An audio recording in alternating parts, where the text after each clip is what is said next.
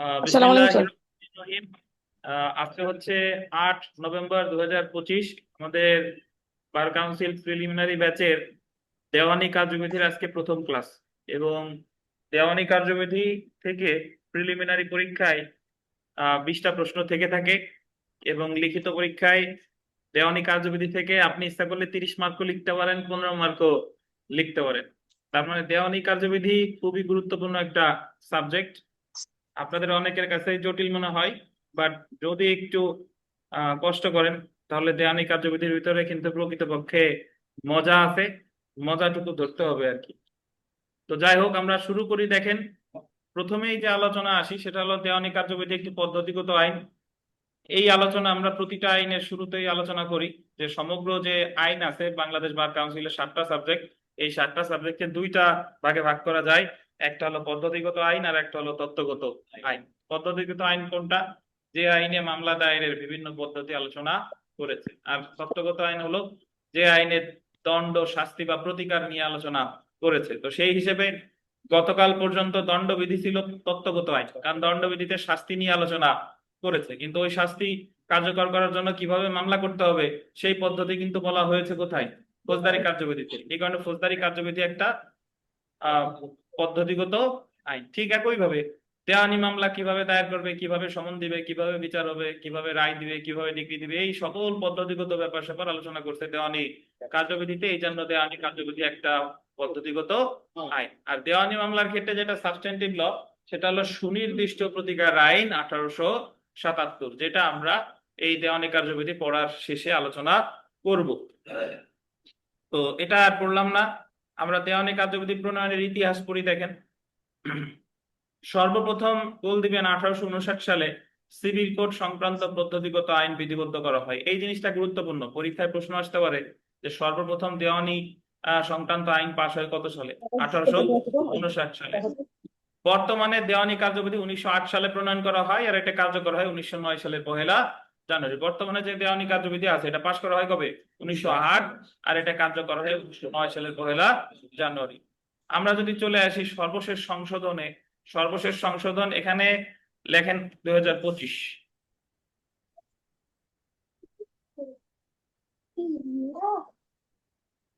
সর্বশেষ সংশোধন 2025, অর্থাৎ এর আগে আম, দেওয়ানি কার্যবিধির সর্বশেষ সংশোধন ছিল 2017। আর এখন হলো এটা কত? 2025। 17-তে যা আছে এটা আমরা পড়তে যাব না। 25-এ অনেকগুলা বিধিবিধান নতুন করে যুক্ত করছে। তো এই জায়গায় কি কি আমরা ধাপে ধাপে ওখানে গেলে জানতে পারবো।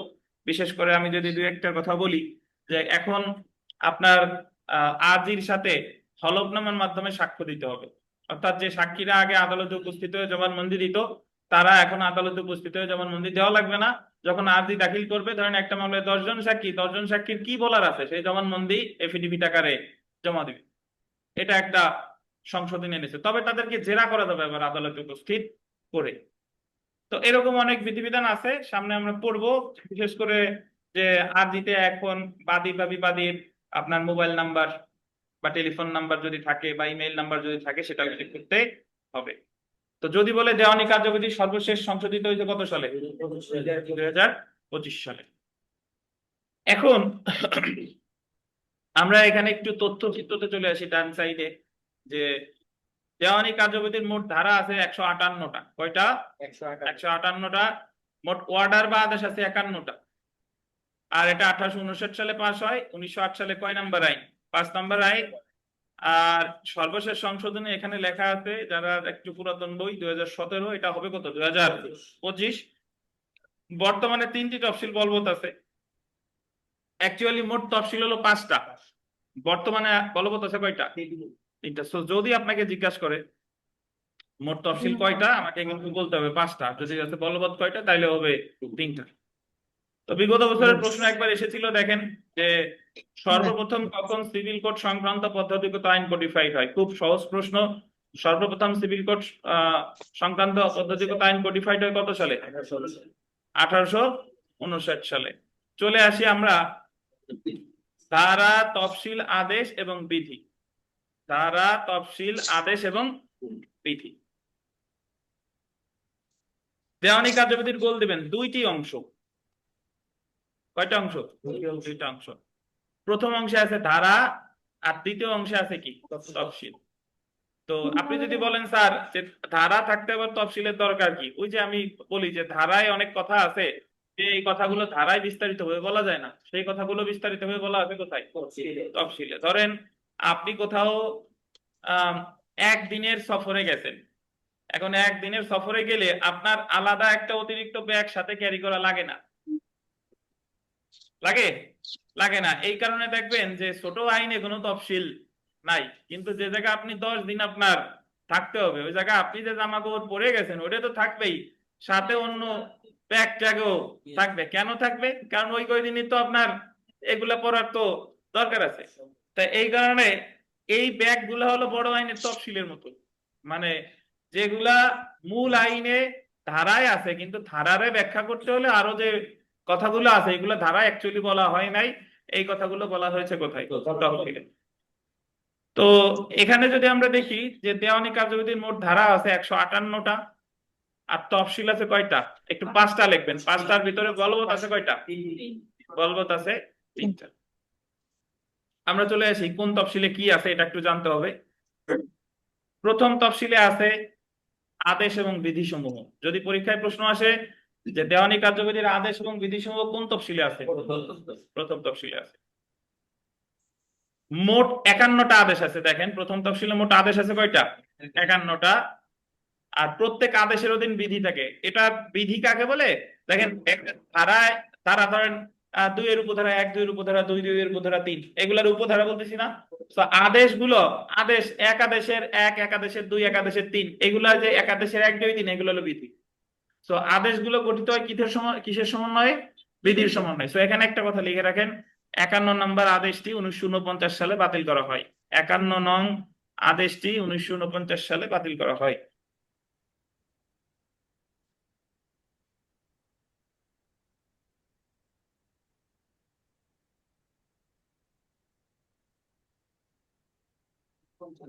হুম, 51 নম্বর যে আদেশ এটা বাতিল করা হয় কত সালে? 1949 বা 1949 সালে। তো যদি পরীক্ষায় যে প্রশ্নটা আসতে পারে যে দেওয়ানি কার্যবিধির আদেশ সমূহ কোন তফসিলে আছে? প্রথম তফসিল। দ্বিতীয় তফসিল দেখেন বাতিল। তৃতীয় তফসিলে আছে কালেক্টর কর্তৃক ডিক্রি জারি। কালেক্টর কর্তৃক ডিক্রি জারি, এটা ধারা কত? 69। পাশে একটু লিখে রাখেন 69 ধারা। কালেক্টর কর্তৃক যে ডিক্রি জারি, এটা ধারা আছে 69, সেকশন 69। পরীক্ষায় প্রশ্ন আসতে পারে যে দেওয়ানি কার্যবিধির তৃতীয় তফসিলের বিষয়বস্তু কোন ধারায় আছে? 69 ধারায় আছে। চতুর্থ তফসিল সংশোধিত আইন সমূহ, পাশে ধারা লেখেন 155। সংশোধিত আইন সমূহ এই ধারা আছে কততে? 155তে। আর পঞ্চম তফসিল বাতিল। তো তাহলে আমরা এখানে যদি দেখি যে আপনার মোট তফসিল আছে 5টা। এই 5টার মধ্যে বর্তমানে বলবৎ আছে কয়টা? 3টা। বাতিল হচ্ছে 2 আর 5। 2 নং আর 5 নং। প্রথম তফসিল হচ্ছে ধারা আদেশ, দ্বিতীয়টা তো বাতিল। তৃতীয়তে আছে কালেক্টর কর্তৃক ডিক্রি জারি, যেটা আছে 69 ধারায়। চতুর্থতে আসে কি? সংশোধিত আইন সমূহ, যেটা আছে কততে? 155তে। পঞ্চম তফসিল বাতিল। তো আমরা জেনে রাখা ভালোতে যদি দেখি যে ধারা এবং বিধির মধ্যে কোনো গোল দিবেন, অসামঞ্জস্যতা দেখা দিলে ধারা বহাল থাকবে। ধারা এবং বিধির মধ্যে যদি ধারায় এক রকমের লেখা আর বিধিতে আর এক রকমের লেখা, এরকম যদি কোনো কনফ্লিক্ট দেখা দেয়, তাহলে প্রাধান্য পাবে কোনটা? ধারা। আমাদের ইসলাম ধর্ম অনুসারে সর্বোচ্চ ধর্মীয় গ্রন্থ হলো আল কোরআন। আর আল কোরআনে অনেক কথা বলা আছে যে সালাত কায়েম করো, কিন্তু সালাত মানে নামাজ পড়বো কিভাবে, কয় ওয়াক্ত, কয় রাকাত, কিভাবে পড়বে, এই বিস্তারিত বর্ণনা কোরআনে নাই। এই বিস্তারিত বর্ণনা, বিস্তারিত বর্ণনা আছে কোথায়? হাদিসে। সো কোরআনের ব্যাখ্যা হলো হাদিস। তো এখন যদি এমন কোন পরিস্থিতি দেখা দেয় যে হাদিসে আসে এক কথা, কোরআনে আছে এক কথা, তাহলে প্রাধান্য পাবে হচ্ছে কোরআন। ধারা আর বিধির মধ্যেও সম্পর্কটা অন্যরকম, যে ধারা সাবস্টেন্টিভ নেচার, মানে ধারা অ্যাকচুয়ালি দেওয়ানি কার্যবিধি টোটাল আইনটা তো প্রসিডিউরাল, কিন্তু ধারাটা যে সংক্ষিপ্ত রূপ, মানে এটা হলো সাবস্টেন্টিভ নেচারের, আর আদেশটা হলো প্রসিডিউরাল। অর্থাৎ ধারারে বিস্তারিত ব্যাখ্যা করছে আদেশ বা বিধিতে। তো যদি কখনো প্রশ্ন উঠে কোনো বিষয় নিয়ে যে দুই রকম কথা আছে, তাহলে প্রাধান্য পাবে কোনটা? ধারা। বাংলাদেশ সংবিধানের আহ 153 নম্বর অনুচ্ছেদে আছে যে বাংলাদেশ সংবিধানের মোট অনুচ্ছেদ আছে 153টা। সে জায়গায় বলা আছে যে বাংলাদেশ সংবিধান যখন প্রণয়ন করা হয় 1972 সালে, তখন বাংলা ভার্সন আর ইংলিশ ভার্সন দুইটাই সরকারি একসাথে প্রকাশ করে, বাংলা আর ইংরেজি একসাথে। নর্মালি সাধারণত যে কোনো আইন হয় বাংলা হয়, নাইলে ইংরেজি হয়, কিন্তু সংবিধানই ব্যতিক্রম যে বাংলা পাঠ আর ইংলিশ পাঠ একসাথে প্রকাশ করে। এবং ওই জায়গায় বলা আছে যে এই সংবিধানে বাংলা এবং ইংরেজির মধ্যে যদি কোনো সংঘর্ষ বা অসামঞ্জস্য দেখা দেয়, তাহলে প্রাধান্য পাবে বাংলা পাঠ। বুঝতে পারছেন? তাহলে এত কথা বলার মূল কারণ হলো আমাদের মনে রাখতে হবে ধারা এবং বিধি বা আদেশের মধ্যে যদি মানে অসামঞ্জস্যতা দেখা দেয়, তাহলে প্রাধান্য পাবে কে? ধারা। এতটুকু। ধারা আদেশ বিধি প্রণয়ন অনেক কথা, জাস্ট প্রথম দুইটা লাইন পড়বো। দেখেন, দেওয়ানি কার্যবিধি ধারা সমূহ জাতীয় সংসদ সংশোধন করতে পারে। ধারা সমূহ সংশোধন করতে পারে কে? জাতীয় সংসদ। আদেশ এবং বিধি সমূহ সংসদও পারে, সুপ্রিম কোর্টও পারে। তাহলে ধারা সমূহ পারে কে? জাতীয় সংসদ। আর আদেশ আর বিধি সমূহ সংসদ তো পারেই, সুপ্রিম কোর্টও পারে। এখন এই জায়গায় অনেক আলোচনা আছে, এই মুহূর্তে পড়বো না, আপনারাও পড়তে যাবেন না। যেটা দরকার সেটা হলো লাস্টের দুইটা লাইন বোল্ড বোল্ড হরফে আছে, দেখেন, মানে মোটা করে আছে। দেওয়ানি কার্যবিধি 1908-এর, দেখছেন? দেওয়ানি কার্যবিধি 1908-এর প্রথম তফসিলে উল্লেখিত আদেশ এবং বিধি সমূহ সুপ্রিম কোর্ট সংশোধন করতে পারলেও সুপ্রিম কোর্ট কখনো এই ক্ষমতা প্রয়োগ করে না। মানে সুপ্রিম কোর্ট আদেশ বিধি সংশোধন করতে পারে, বাট উনি জীবনেও সংশোধন করে নাই। দায়রা আদালত আগাম জামিন দিতে পারে, কিন্তু জীবনেও ওনার সাহসে কুলাই নাই যে দিয়ে কি আমি হাইকোর্টে রুল ইস্যু করে ওনারা যে জবাব দিয়ে দেবো। তো জাস্টিস অফ দ্য পিসের ক্ষমতা দায়রা জজের আছে, কিন্তু জীবনেও প্রয়োগ করে নাই। ডিসি সাহেব যদি ধমক টমক দেয় যে আপনি এটা করছেন কেন, অথচ উনি কিন্তু ডিসি সাহেবের চেয়ে কয়েক মাইল উপরে ওনার পদমর্যাদা। একজন জেলাও দায়রা জজ হচ্ছে সচিব পদমর্যাদার একজন লোক। আর এই যে ডিসি সাহেব, ওয়ারেন্ট অফ প্রেসিডেন্স অনুসারে ডিসি সাহেব হলো একজন প্রথম শ্রেণীর ম্যাজিস্ট্রেট পদমর্যাদার, মানে সিনিয়র জুডিশিয়াল ম্যাজিস্ট্রেট যারা বলেন না, উনি আর ডিসি সাহেবের পদমর্যাদা সমান, কিন্তু বাস্তবে দেখা যায় আকাশ পাতাল পার্থক্য। আচ্ছা, তো তাহলে যে জিনিসটা মনে রাখবেন, ধারা সংশোধন করতে পারে কে? জাতীয় সংসদ। আর আদেশ আর বিধি সংসদও পারে, সুপ্রিম কোর্টও পারে, বাট সুপ্রিম কোর্ট আজ পর্যন্ত এই ক্ষমতা প্রয়োগ করে নাই।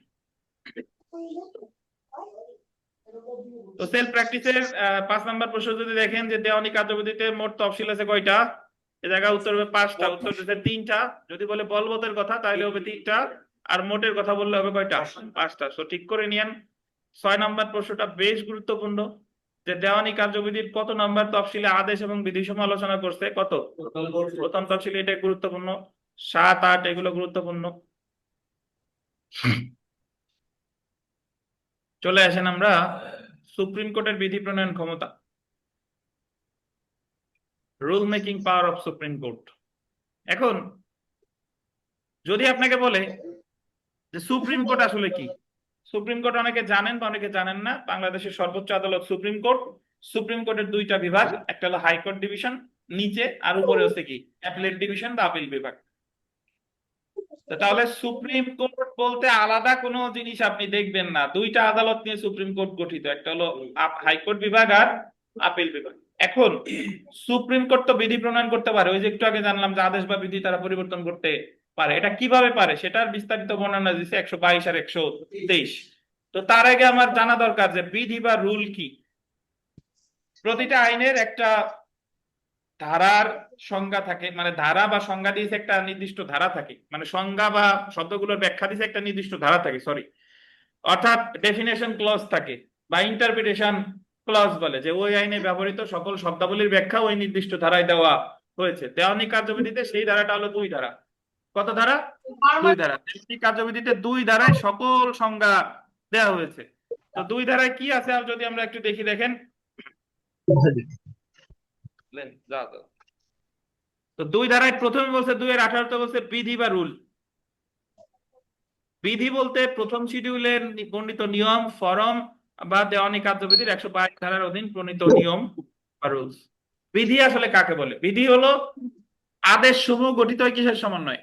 বিধি। আবার 122 ধারায় সুপ্রিম কোর্ট যা করে সেটাও কি? বিধি। এটাই মনে রাখবেন, বা নির্দিষ্ট নিয়ম বা ফর্ম। তাহলে বিধির সংজ্ঞা দিছে 2 এর কত? 18। সংজ্ঞা আমরা বিস্তারিত আরো পরে পড়বো। প্রথমে চলে আসে আমরা 122 ধারা, সুপ্রিম কোর্টের বিধি প্রণয়নের ক্ষমতা। যদি পরীক্ষায় প্রশ্ন আসে সুপ্রিম কোর্ট বিধি প্রণয়ন করতে পারে কত ধারায়? 122 ধারায়। 122 ধারায় সুপ্রিম কোর্টকে নিম্নলিখিত গোল দিবেন 2টি ক্ষমতা দেওয়া হয়েছে। কয়টা? তাহলে যদি 122 সব 22 আছে, 2 সুপ্রিম কোর্ট বিধি প্রণয়ন করতে পারে কয়টা ক্ষেত্রে? 2টা ক্ষেত্রে। এই 2টা ক্ষেত্র প্রথমটা দেখেন, সুপ্রিম কোর্টের উভয় বিভাগের, যখন হাইকোর্ট বিভাগ এবং আপিল বিভাগের পদ্ধতি সম্পর্কিত বিধি প্রণয়নের ক্ষমতা। সুপ্রিম কোর্টের অ্যাকচুয়ালি বিভাগ আছে কয়টা? 2টা। তো প্রথমত সুপ্রিম কোর্ট ওনাদের 2টা বিভাগ মানে হাইকোর্ট বিভাগ এবং আপিল বিভাগে কোন দেওয়ানি মামলা কিভাবে পরিচালিত হবে, কিভাবে অধিবেশন বসবে, কিভাবে বেঞ্চ গঠিত হবে, এই বিস্তারিত বিধিবিধান প্রণয়ন করতে পারে। কততে? 122। এলো প্রথম ক্ষমতা। আর দ্বিতীয় ক্ষমতা দেখেন, দেওয়ানি আদালতের পদ্ধতি সম্পর্কে বা প্রথম তফসিলের যে কোনো নিয়ম বল দিবেন বাতিল, পরিবর্তন বা সংযোজন করার ক্ষমতা। তাহলে প্রথম তফসিলের মানে যে কোনো বিধান বাতিল করতে পারে, পরিবর্তন করতে পারে, সংযোজন করতে পারে। বাতিল বলতে যা আছে তারে বাদ দেওয়া, পরিবর্তন বলতে সগির ছিল কাইটে দবির করছে, আর সংযোজন বলতে সগির তো আছেই সাথে দবিরও যোগ করছে। এটা হলো আপনার বাতিল, পরিবর্তন আর সংযোজন। তাহলে যদি আপনাকে বলে যে সুপ্রিম কোর্ট বিধি প্রণয়ন করে কত ধারায়? 122 ধারায়। কয়টা ক্ষেত্রে? 2টা ক্ষেত্রে। ওনার উভয় বিভাগ, দ্যাট মিনস হাইকোর্ট বিভাগ এবং আপিল বিভাগের জন্য বিধি প্রণয়ন করতে পারে, আর দেওয়ানি কার্যবিধির অধীন বিধি প্রণয়ন করতে পারে। এই হলো 2টা ক্ষমতা। এখন বিধি তো প্রণয়ন করবে, আমরা এখন বিধি প্রণয়নের কমিটি কে হবে, মানে কে এটা দায়িত্ব পালন করবে, এই বিস্তারিত বলছে 123 ধারায়। দেখেন, বিধি প্রণয়ন কমিটি বা constitution of the rule committee, constitution of the rule committee. আপনি আমরা খুব সংক্ষেপে সেই জিনিসগুলোই এই মুহূর্তে পড়বো যেগুলো পরীক্ষায় আসার মতো। বিধি প্রণয়ন করতে পারে 122, বিধি প্রণয়ন করে কয়টা ক্ষেত্রে? 2টা ক্ষেত্রে। বিধি প্রণয়ন কমিটি আছে কত ধারায়? 123 ধারায়। 123। সো দেওয়ানি কার্যবিধির 122 ধারায় বিধি প্রণয়নের যে বিধান আছে সেই উদ্দেশ্যে 123 ধারা বিধি প্রণয়ন কমিটি গঠন করা হবে। তো আমরা চলে আসি বিধি প্রণয়ন কমিটির মোট সদস্য কয়জন দেখেন। বিধি প্রণয়ন কমিটির সদস্য হলো মোট 6 জন। কয়জন? ওই যে কমিটি আছে 1 2 3, 123-এ 1 2 3 যোগ করলে কত হয়? 6 হয়। আবার ওই 1 2 3ও দেখবেন, এই যে এই জায়গায় সুপ্রিম কোর্টের বিচারপতি আছে 3 জন, তারপরে উকিল আছে 2 জন, আর নিম্ন আদালতের বিচারক আছে 1 জন। 1 2 3টে মনে রাখবেন। তাহলে আমরা প্রথমে আসি দেখেন, সুপ্রিম কোর্টের 3 জন বিচারক নিয়ে, যাদের মধ্যে একজন সর্বনিম্ন 3 বছর জেলা জজ হিসেবে দায়িত্ব পালন করেছে। তাহলে এই 6 জনের মধ্যে সুপ্রিম কোর্টের বিচারক থাকবে কয়জন? এখন যদি আবার কারো মনে প্রশ্ন হয় তার বিচারক না বিচারপতি, দেখেন সাধারণত আমরা সুপ্রিম কোর্টে যারা আছে সবাই বিচারপতি বলি, বাট বাংলাদেশ সংবিধানে বিচারপতি শব্দটা ব্যবহার করা হয়েছে শুধু প্রধান বিচারপতির আগে, আর অন্যান্য সকল বিচারকের আগে বিচারক শব্দটাই ব্যবহার করছে। বাট এমনিতে আমরা সুপ্রিম কোর্টের সকল বিচারককে কি বলে আখ্যায়িত করে থাকি? বিচারপতি বলে আখ্যায়িত করে থাকি। তাহলে সুপ্রিম কোর্টের 3 জন বিচারক। এখন যদি বলেন স্যার এই 3 জন কি আপিল বিভাগের না হাইকোর্ট বিভাগের, কোনো নির্দিষ্ট নাই। তবে যে 3 জনই হোক না কেন, ওনাদের যে কোনো একজনের এক্সপিরিয়েন্স থাকতে হবে জেলা জজ হিসেবে কত দিনের? 3 বছরের। বুঝতে পেরেছেন? তারপরে দেখেন, উক্ত আদালতে অ্যাডভোকেট হিসেবে প্র্যাকটিস করেছে গোল দিবেন এমন 2 জন অ্যাডভোকেট। উক্ত আদালত মানে কোন আদালত? Supreme court. তাহলে সুপ্রিম কোর্টের বিচারক কয়জন? কেন? বিচারক 3 জন, বিচারক 3 জন আর অ্যাডভোকেট 2 জন।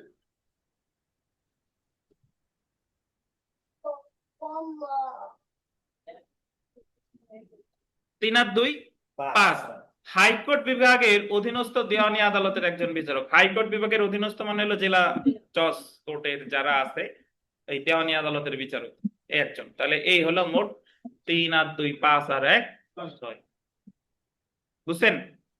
1 2 3 মানে 123, আর পিছন থেকে আসলে 3 2 1, মোট 6 জন। তো এখন প্রশ্ন হলো এই কমিটিটা কে গঠন করবে?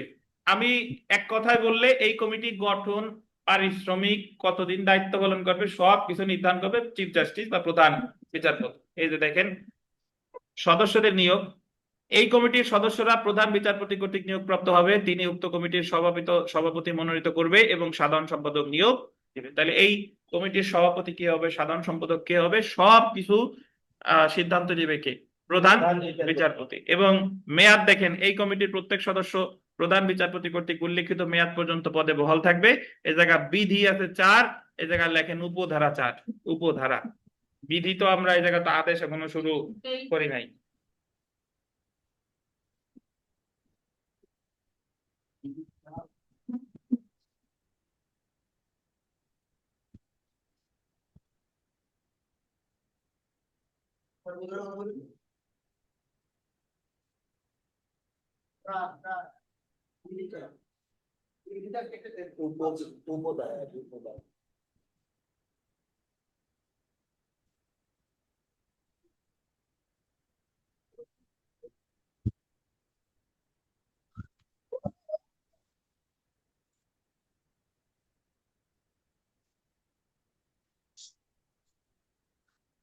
বুঝতে পারছেন?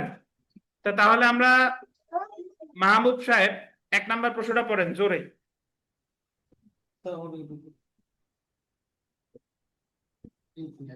হ্যাঁ, আপনি বলেন। দেওয়ানি কার্যবিধির কত ধারা অনুযায়ী সুপ্রিম কোর্ট বিধি প্রণয়ন করতে পারে? কত ধারা? 122। কিন্তু বিধি প্রণয়ন কমিটির গঠন বলছে কততে? 123। আপনার বইতে নাই মানে কি বলেন আপনি? হ্যাঁ, টেবিলে আছে মানে কি বইয়ের সাথে নাই?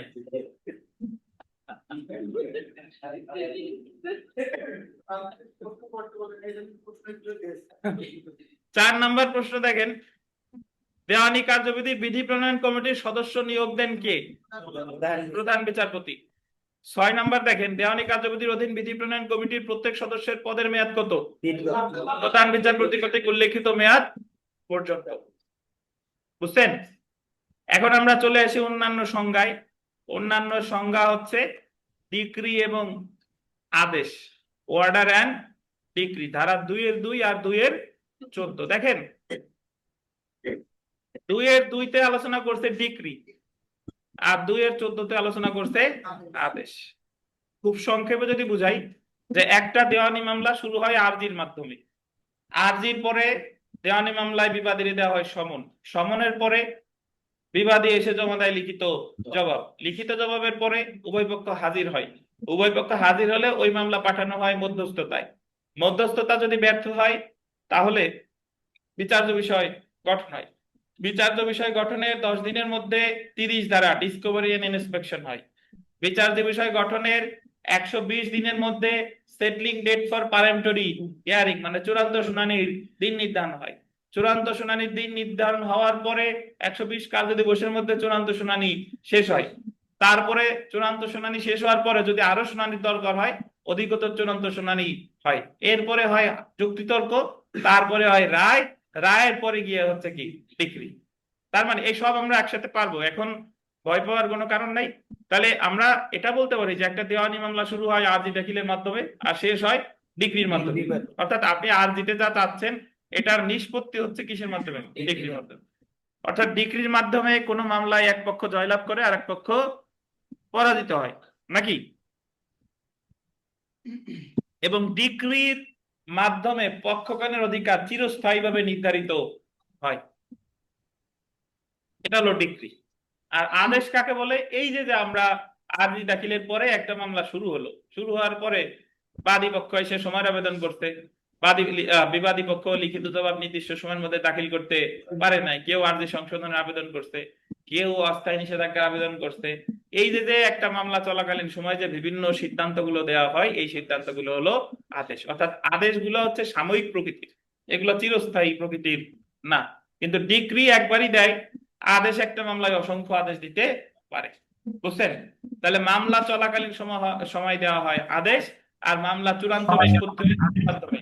ডিক্রির মাধ্যমে। তো এখন আমি যদি আপনাদের বলি যে তাহলে কার জোর বেশি বলেন তো, ডিক্রি না আদেশ? ডিক্রি তো একটা মামলা চূড়ান্ত পর্যায়ে গিয়ে দেয়, সো ডিক্রি অ্যাকচুয়ালি কোন মামলার পক্ষগণের অধিকার চিরস্থায়ীভাবে নির্ধারণ করে, আর আদেশ চিরস্থায়ীভাবে নির্ধারণ করে না। আর রায়ের কথা যদি বলি, রায় আমরা একটু পরে পড়বো, রায় কাকে বলে? 2-9 আছে রায়। রায় হলো কোন ডিক্রি কেন দিল বা আদেশ কেন দিল, এই যে যে বিস্তারিত যে বর্ণনা, তারাই বলে হচ্ছে রায়। আপনারা বিশেষ করে যারা ফৌজদারি প্র্যাকটিস করেন তাদের আমি একটা রায়ের উদাহরণ দিই ছোট্ট করে এইভাবে। ধরেন আপনি আদালতে জামিন চাইছেন, জামিন দেয় নাই, জামিন নামঞ্জুর করে দিছে। তো উচ্চ আদালতে যদি জামিন চাইতে হন, তাহলে নিম্ন আদালতের নকল লাগবে না? আদেশের কপি লাগবে না? তা আদেশের জন্য তো আবেদন করতে হয় নাকি? তাহলে আদেশের কপি যখন দিছে আপনারে, ওই জায়গায় কি জাস্ট লিখছে যে অমুক জামিন চাইছে, নামঞ্জুর করা হয়েছে? ওই জায়গায় বিস্তারিত থাকে কি মামলা, কি শুনানি করছে, নামঞ্জুর করছে। এই যে যে ওই আদেশটা যে নামঞ্জুর করলো, কেন করলো, এই যে যে বিস্তারিত বর্ণনা, এটারে বলে কি? রায়। বুঝছেন? তাহলে একটা মামলায় ডিক্রি বাদীর পক্ষে কেন দিল, PW1 কি বলছে, PW2 কি বলছে, বিচার্য বিষয় কি ছিল, তারপরে বিচারিক নজিরে কি আছে, এই যে যে বিস্তারিত যে বর্ণনা, এটারে বলে হচ্ছে কি? রায়। তো আমি যদি আপনাদের ফুটবল ক্রিকেট খেলার উদাহরণ দিয়ে বলি, যে ফুটবল খেলা শুরু হচ্ছে, ম্যাচ এত তারিখে শুরু হচ্ছে, এটা হলো আরজি। আর ফুটবল খেলায় আর্জেন্টিনা ব্রাজিলের যে কোনো একজন জয় লাভ করছে, এটা হচ্ছে কি? ডিক্রি। ডিক্রি। আর ম্যাচ চলাকালীন সময়ে ফাউল করছে, লাল কার্ড দিছে, তারপরে যে ভিআর এর আবেদন করছে, রিভিউর আবেদন করছে, এইগুলা যে সিদ্ধান্তগুলো, এই সিদ্ধান্তগুলো কি? আদেশ। আদেশ। রায় কেন? আদেশ। আদেশ। আর রায় হলো স্কোর কার্ড, যে তারপরে যে দেখায় যে ব্রাজিল এত, আর্জেন্টিনা এত, এত মিনিটে ফাউল হয়েছে, এতটা লাল কার্ড, এতটা হলুদ কার্ড, এই যে যে বিস্তারিত বর্ণনা, এই বর্ণনাটারে কি বলে? রায়। রায় হইলে কি পাবে হচ্ছে যে মামলা জয়লাভ করবে নাকি? ডিক্রি তো পরের বিষয়, কে পাবে না না পাবে, আপনি মূল। রায় হওয়ার পরে, হ্যাঁ, রায় হওয়ার পরে তো ডিগ্রি হবে। সেটাও আমি এখনো বলি নাই, রায় ডিক্রি কি, আগে মূল বিষয়টা বুঝেন। তাহলে ডিক্রি মামলার শেষে দেয়, আদেশ দেয় কি? মামলা চলাকালীন সময়ে। আর একটা ডিক্রি কেন দিল, তার ভিত্তির সময়ের বর্ণনারে কি বলে? রায়। এখন আমাদের মাহবুব সাহেব প্রশ্ন করেছে, ডিম আগে না মুরগি আগে? রায় আগে না ডিক্রি আগে? আচ্ছা, রায় আগে। আপনি যখন ধরেন, আমি একটা এইভাবে চিন্তা করেন, আপনি যখন একটা ম্যাচ শেষ হয়েছে, ম্যাচ শেষ হওয়ার সাথে সাথে স্কোর কার্ড দেখায় না, মানে রায়টার সাথে সাথে, কিন্তু ফর্মালি অ্যানাউন্সমেন্ট আসতেছে তো একটু পরে, ওই যে স্টেজ স্টেজ স্টেজ সাজায় ম্যান অফ দ্য ম্যাচ বা দুই অধিনায়ক যে কথা বললো, ওটা হলো ডিক্রি। আর কেন তারা জয়লাভ করলো, এটা তুমি সাথে সাথে জেনে যাচ্ছি। বুঝেন কিনা?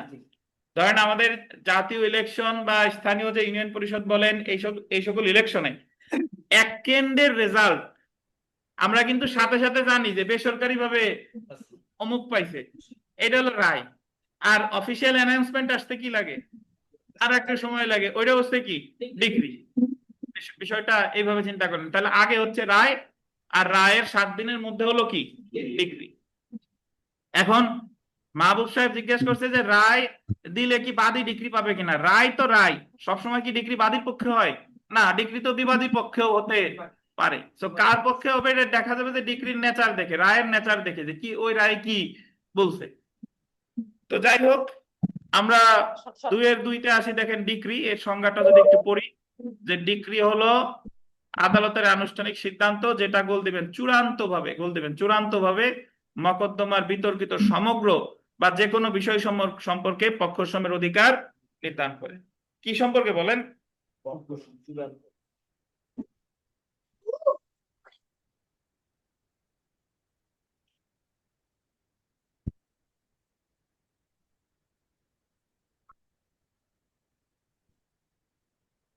আচ্ছা, ডিক্রির শর্তসমূহ যদি আমরা চলে আসি, দেখেন অবশ্যই একটা বিচারিক সিদ্ধান্ত থাকতে হবে, there must have been adjudication, এমন বিচারিক সিদ্ধান্তের আনুষ্ঠানিক অভিব্যক্তি থাকতে হবে, অবশ্যই কোনো মকদ্দমায় প্রদত্ত হতে হবে, বিরোধীয় সকল বা যে কোনো একটা বিষয়ে সিদ্ধান্ত দিতে পারে। সো আমরা এখানে একটা উদাহরণ পড়ি, উদাহরণ পড়লে বুঝবেন। করিম খবিরের বিরুদ্ধে একটি বিক্রয় চুক্তি বাস্তবায়নের জন্য মামলা করে। আদালত বিচার শেষে সিদ্ধান্ত দেয় যে কবির করিমকে বিক্রয় চুক্তি অনুযায়ী জমিটি অর্পণ করবে। কবির বলছে যে তুমি এটা বিক্রি করবা। যেহেতু আদালতের এই সিদ্ধান্ত পক্ষসমূহের বিরোধ নির্ণয় করেছে, তাই এটা একটা কি ডিক্রি। এখন ডিক্রি বলে বিবেচিত ডিম ডিক্রি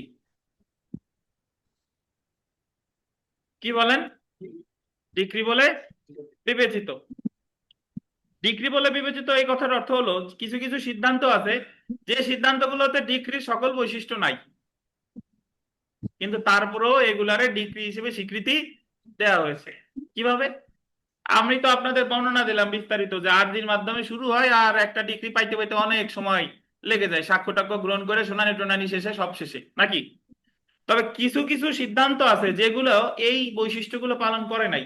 আপনি আর্জি দাখিল করার সাথে সাথে আর্জিতে দেখা গেল কজ অফ অ্যাকশন, মামলার কারণ নাই, কোর্ট ফি কম দিছেন, বা এই আর্জিটা তামাদি দ্বারা বাড়িত, তাহলে সাথে সাথেই আর্জি খারিজ করে দিতে পারে। এই মামলায় সাক্ষ্য গ্রহণ টন কিছুই হয়নি, ইভেন ইস্যু গঠনও হয় নাই, তাহলে আর্জি দাখিলের সাথে সাথে খারিজ করে দিছে, এটাও একটা ডিক্রি। যদিও ডিক্রির সকল বৈশিষ্ট্য আছে, ডিক্রির সকল বৈশিষ্ট্য এর মধ্যে নাই।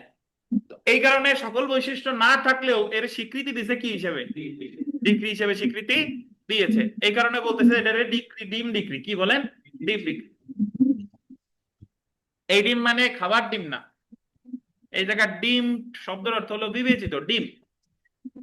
তো আর যদি খাবার ডিম দিয়ে মনে রাখেন, নর্মালি মাংস টাংস রান্না করতে হলে অনেক কিছু করা লাগে, ওই রান্না টান্না কইরা বিভিন্ন সময় সাপেক্ষ ব্যাপার, তারপরে খাবেন। আর যখন আমরা হঠাৎ কোনো কিছু করি, রান্না টান্না নাই, খিদা লাগছে, তাহলে ডিম একটা বাইজের সাথে সাথে খেয়ে ফেলছেন, তাহলে ওটাও এক ধরনের তরকারি বা হিসেবে বিবেচিত হয়, এই কারণে ডিম ডিক্রি।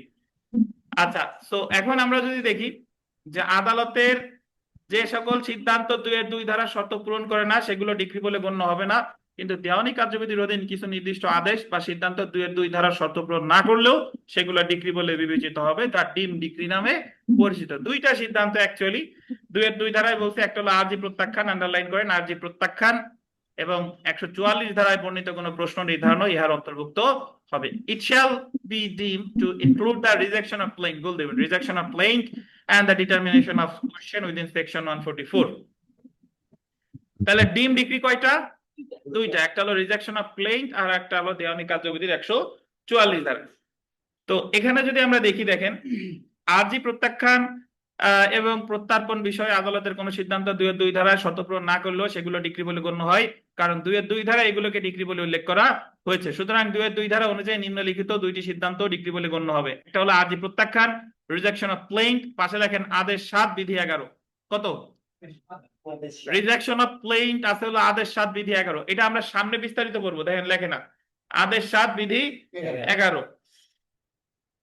আদেশ 7 বিধি 11 তো আছে, আপনি আরজি দিচ্ছেন, আরজি দেওয়ার পরে দেখলো যে কি কারণে মামলা করছেন, এই কারণে আরজিতে নাই, কোর্ট ফি দেন নাই, কোর্ট ফি দিলেও কম দিছেন, প্রতিকারের মূল্য কম দেখাইছেন, আইন দ্বারা বাড়িত, এই সকল কারণে সাথে সাথে আরজি খারিজ করতে পারে, বাট সময় দিয়েও খারিজ করতে পারে। সো আরজি প্রত্যাখ্যান আর খারিজ একই। তো আরজি প্রত্যাখ্যান সাক্ষ্য গ্রহণের আগেও করতে পারে, আমরা জানি সাক্ষ্য গ্রহণের পরে ডিক্রি দেয়, কিন্তু এই জায়গায় আরজি প্রত্যাখ্যান সাক্ষ্য গ্রহণের আগেই করতে পারে। সো এই ডিক্রির সকল বৈশিষ্ট্য যদি নাও থাকে, তবু এটা কি বলে বিবেচিত হবে? ডিক্রি বলে বিবেচিত হবে। তারপরে দেখেন প্রত্যার্পণ বা রেস্টিটিউশন বিষয়ে আদালতের কোন সিদ্ধান্ত। প্রত্যার্পণ লেখেন ধারা 144। প্রত্যার্পণ খুব সংক্ষেপে বলবো, এই মুহূর্তে বললেও ঠিকঠাক ভাবে বুঝবেন কিনা, তারপরে বলি। জারি মামলায় কোনো পক্ষ যদি কিছু হারায়, তাহলে আপিলে গিয়ে যদি সে ওই জয়লাভ করে, তাহলে ওই জারি মামলায় যা হারাইছিল সেটা পুনরায় ফিরে পাওয়ার যে আবেদন, সেটা বলে কি? প্রত্যার্পণ। এটা এখন ব্যাখ্যা করতে চাইতেছি না, জাস্ট মনে রাখেন দুইটা ডিম ডিগ্রি, আরজি প্রত্যাখ্যান একটা, আর একটা কি প্রত্যার্পণ। ধারা কত? 144। তো এই জায়গা আর পড়বো না, যে সিদ্ধান্তগুলো ডিক্রি না এটাও আর পড়বো না, সরাসরি চলে আসেন ডিক্রির প্রকারভেদ। আহ 3 ধরনের ডিগ্রির উল্লেখ আছে, দেখেন কয় ধরনের, 3 ধরনের। নর্মালি বিভিন্ন বইতে ভাগ করছে 2 ভাগে, একটা হলো প্রাথমিক ডিগ্রি আর একটা হচ্ছে চূড়ান্ত ডিগ্রি। বাট অ্যাকচুয়ালি আপনি যদি ওই ধারাটা দেখেন, দুই ধারা যদি পড়েন, ডিগ্রি প্রাথমিক হতে পারে, চূড়ান্ত হতে পারে, আংশিক প্রাথমিক, আংশিক চূড়ান্ত। তো আমরা ভাগ করব কয় ভাগে? 3 ভাগে।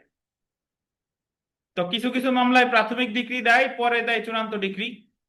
আগে আমরা যে নিম্নলিখিত 3 ধরনের ডিগ্রি আছে, বিস্তারিত বলবো না, জাস্ট মনে রাখবেন ডিগ্রি কয় ধরনের, 3 ধরনের। তো প্রথমে আসেন প্রাথমিক ডিগ্রি। কিছু কিছু মামলা আছে এই ধরনের মামলায় 2টা ডিগ্রি দেয়, আগে দেয় প্রাথমিক ডিগ্রি, তারপরে কিছুদিন পরে গিয়ে দেয় চূড়ান্ত ডিগ্রি। এই মামলাগুলো কি কি একটু মনে রাখবো। কথা দেখেন, দখল আর মধ্যবর্তী মুনাফা, বিধিটি মনে রাখার দরকার নাই। দখল আর মধ্যবর্তী মুনাফায় কয়টা ডিগ্রি হয়? 2টা, আগে দেয় প্রাথমিক নাকি। অগ্রকয়ের মামলা আন্ডারলাইন করেন। উয়াতে দেখেন বাটোয়ারা, আর বন্ধক, বন্ধক হইলেই মনে রাখবেন কয়টা ডিগ্রি? 2টা। তাহলে এখানে কি কি আমরা পড়লাম? দখল আর মধ্যবর্তী মুনাফা, অগ্রক্রয়, বাটোয়ারা, বন্ধক। বন্ধক হইলেই কয়টা ডিগ্রি হয়? 2টা, আগে হয় প্রাথমিক, পরে হয় চূড়ান্ত। বিধিটি মনে রাখার প্রয়োজন নাই, জাস্ট মামলার নামগুলো মনে রাখতে হবে। চলে আসেন চূড়ান্ত ডিগ্রি, ফাইনাল ডিগ্রি। মামলা যখন চূড়ান্ত ভাবে নিষ্পত্তি হয় তখন তাকে চূড়ান্ত ডিগ্রি বলে। আচ্ছা, তো কোন মামলায় যখন প্রাথমিক ডিগ্রি দেওয়ার পরে এরপরে দেয় চূড়ান্ত ডিগ্রি, অথবা অধিকাংশ মামলাই আপনার কোনো প্রাথমিক ডিগ্রি থাকে না, সেই মামলায় ডিগ্রি একটাই দেয়, সেটারে কি ডিগ্রি বলে?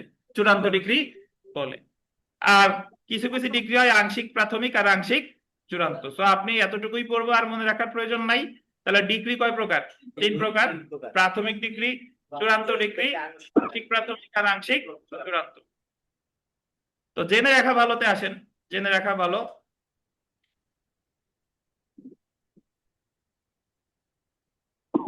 লুৎফর সাহেব কো আজকে? ও আসছেন তো না? চুপচাপ থাকেন, টের পাওয়া যায় না। জেনে রাখা ভালো, দেখেন একটু কথাটা বললে এবার যাতে প্রিলি পাস করতে পারেন, একটু শর্টফট করবেন মাঝে মাঝে। দেখেন, আপস মীমাংসার মাধ্যমে প্রদত্ত ডিগ্রি হলো সোলে ডিগ্রি, 23 আদেশের 3 বিধি। দেখেন সোলে ডিগ্রি আসলে কাকে বলে? সোলে ডিগ্রি হলো যে একটা মামলা চলতেছে হঠাৎ করে 2 পক্ষ এসে আদালতে বলছে যে আমরা মিলে গেছি। মানে এত ঝগড়া, কিন্তু 2জন কোর্টের বাইরে কান্নাকাটি করে মিলে গেছে। তো এখন আদালতে জানাইছে যে আমরা মিলে গেছি, তখন আদালত যে ডিগ্রি দিবে সেটাকে কি বলে? সোলে ডিগ্রি। সোলে ডিগ্রি আছে কততে? 23 আদেশের 3 বিধিতে। এটারে আপস সূচক ডিগ্রি বলে, কম্প্রোমাইজ ডিগ্রি বলে, কনসেন্ট ডিগ্রি বলে, অনেক কিছুই বলে থাকে। তো জাস্ট পরীক্ষায় প্রশ্ন আসতে পারে যে সোলে ডিগ্রি আছে কোথায়? 23 আদেশের 3 বিধি। দেওয়ানি কার্যবিধি যারা প্রথম পড়তেছেন, আপনাদের প্রাথমিকভাবে যে ঝামেলাটা হবে সেটা হলো, মনে হবে যে আরে কত আদেশ কত বিধি, এ কেমনে মনে রাখবে। তো এইগুলা আসলে একটা ধারাবাহিক প্রক্রিয়া, আপনি তো একদিন পড়লে তো মনে থাকবে না। আর আপনি এই জিনিসগুলো বারবার দেখতে হবে, এবং আপনাদের জন্য অনেক সুবিধাটা হলো যে পড়তে না আসতে করলে ভিডিও চালাইয়া দেখেন, এটাই পড়ার সমান।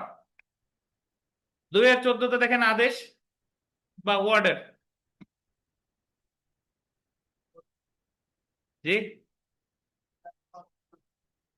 হ্যাঁ, ক্লাসের পর পরই সরবরাহ করা হয়, চেষ্টা করা হচ্ছে। এখন আমি তো একা মানুষ, আবার অনেকগুলা কাজ আছে। প্রথমত আমি চেষ্টা করি দেওয়ার। গতকাল একটা দিছি কতদিন আগে, যদি আমার এক ব্যাচ পড়াইতাম তাহলে আপনার একটা ভিডিও আছে, ভিডিওর পরে জায়গায় এডিট করা লাগবে, এডিট করার পর আমার আপলোড দেওয়া লাগবে, আপলোড দেওয়ার পরে ওর থাম্বনেইল বানানো লাগবে, ওর ক্যাপশন লেখা লাগবে, তারপরে যে আমার আপলোড দিতে হবে। মানে এর এর মাঝে আমার অনেক কাজ করা লাগে। তো এজন্য হ্যাঁ, তো স্বয়ংক্রিয় ভাবে আসে।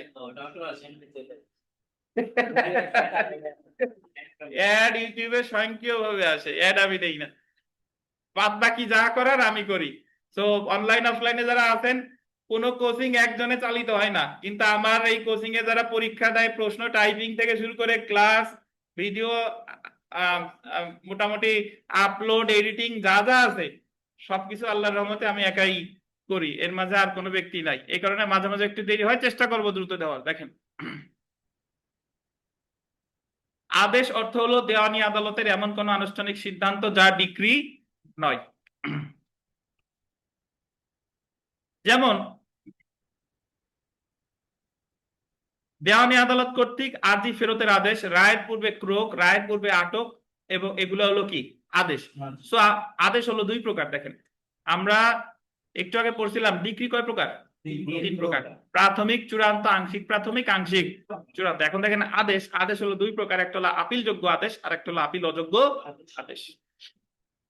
মানে একটা মামলায় যে আদেশগুলো দেওয়া হয় সকল আদেশের বিরুদ্ধে যে আপিল করা যায় বিষয়টা তাই না।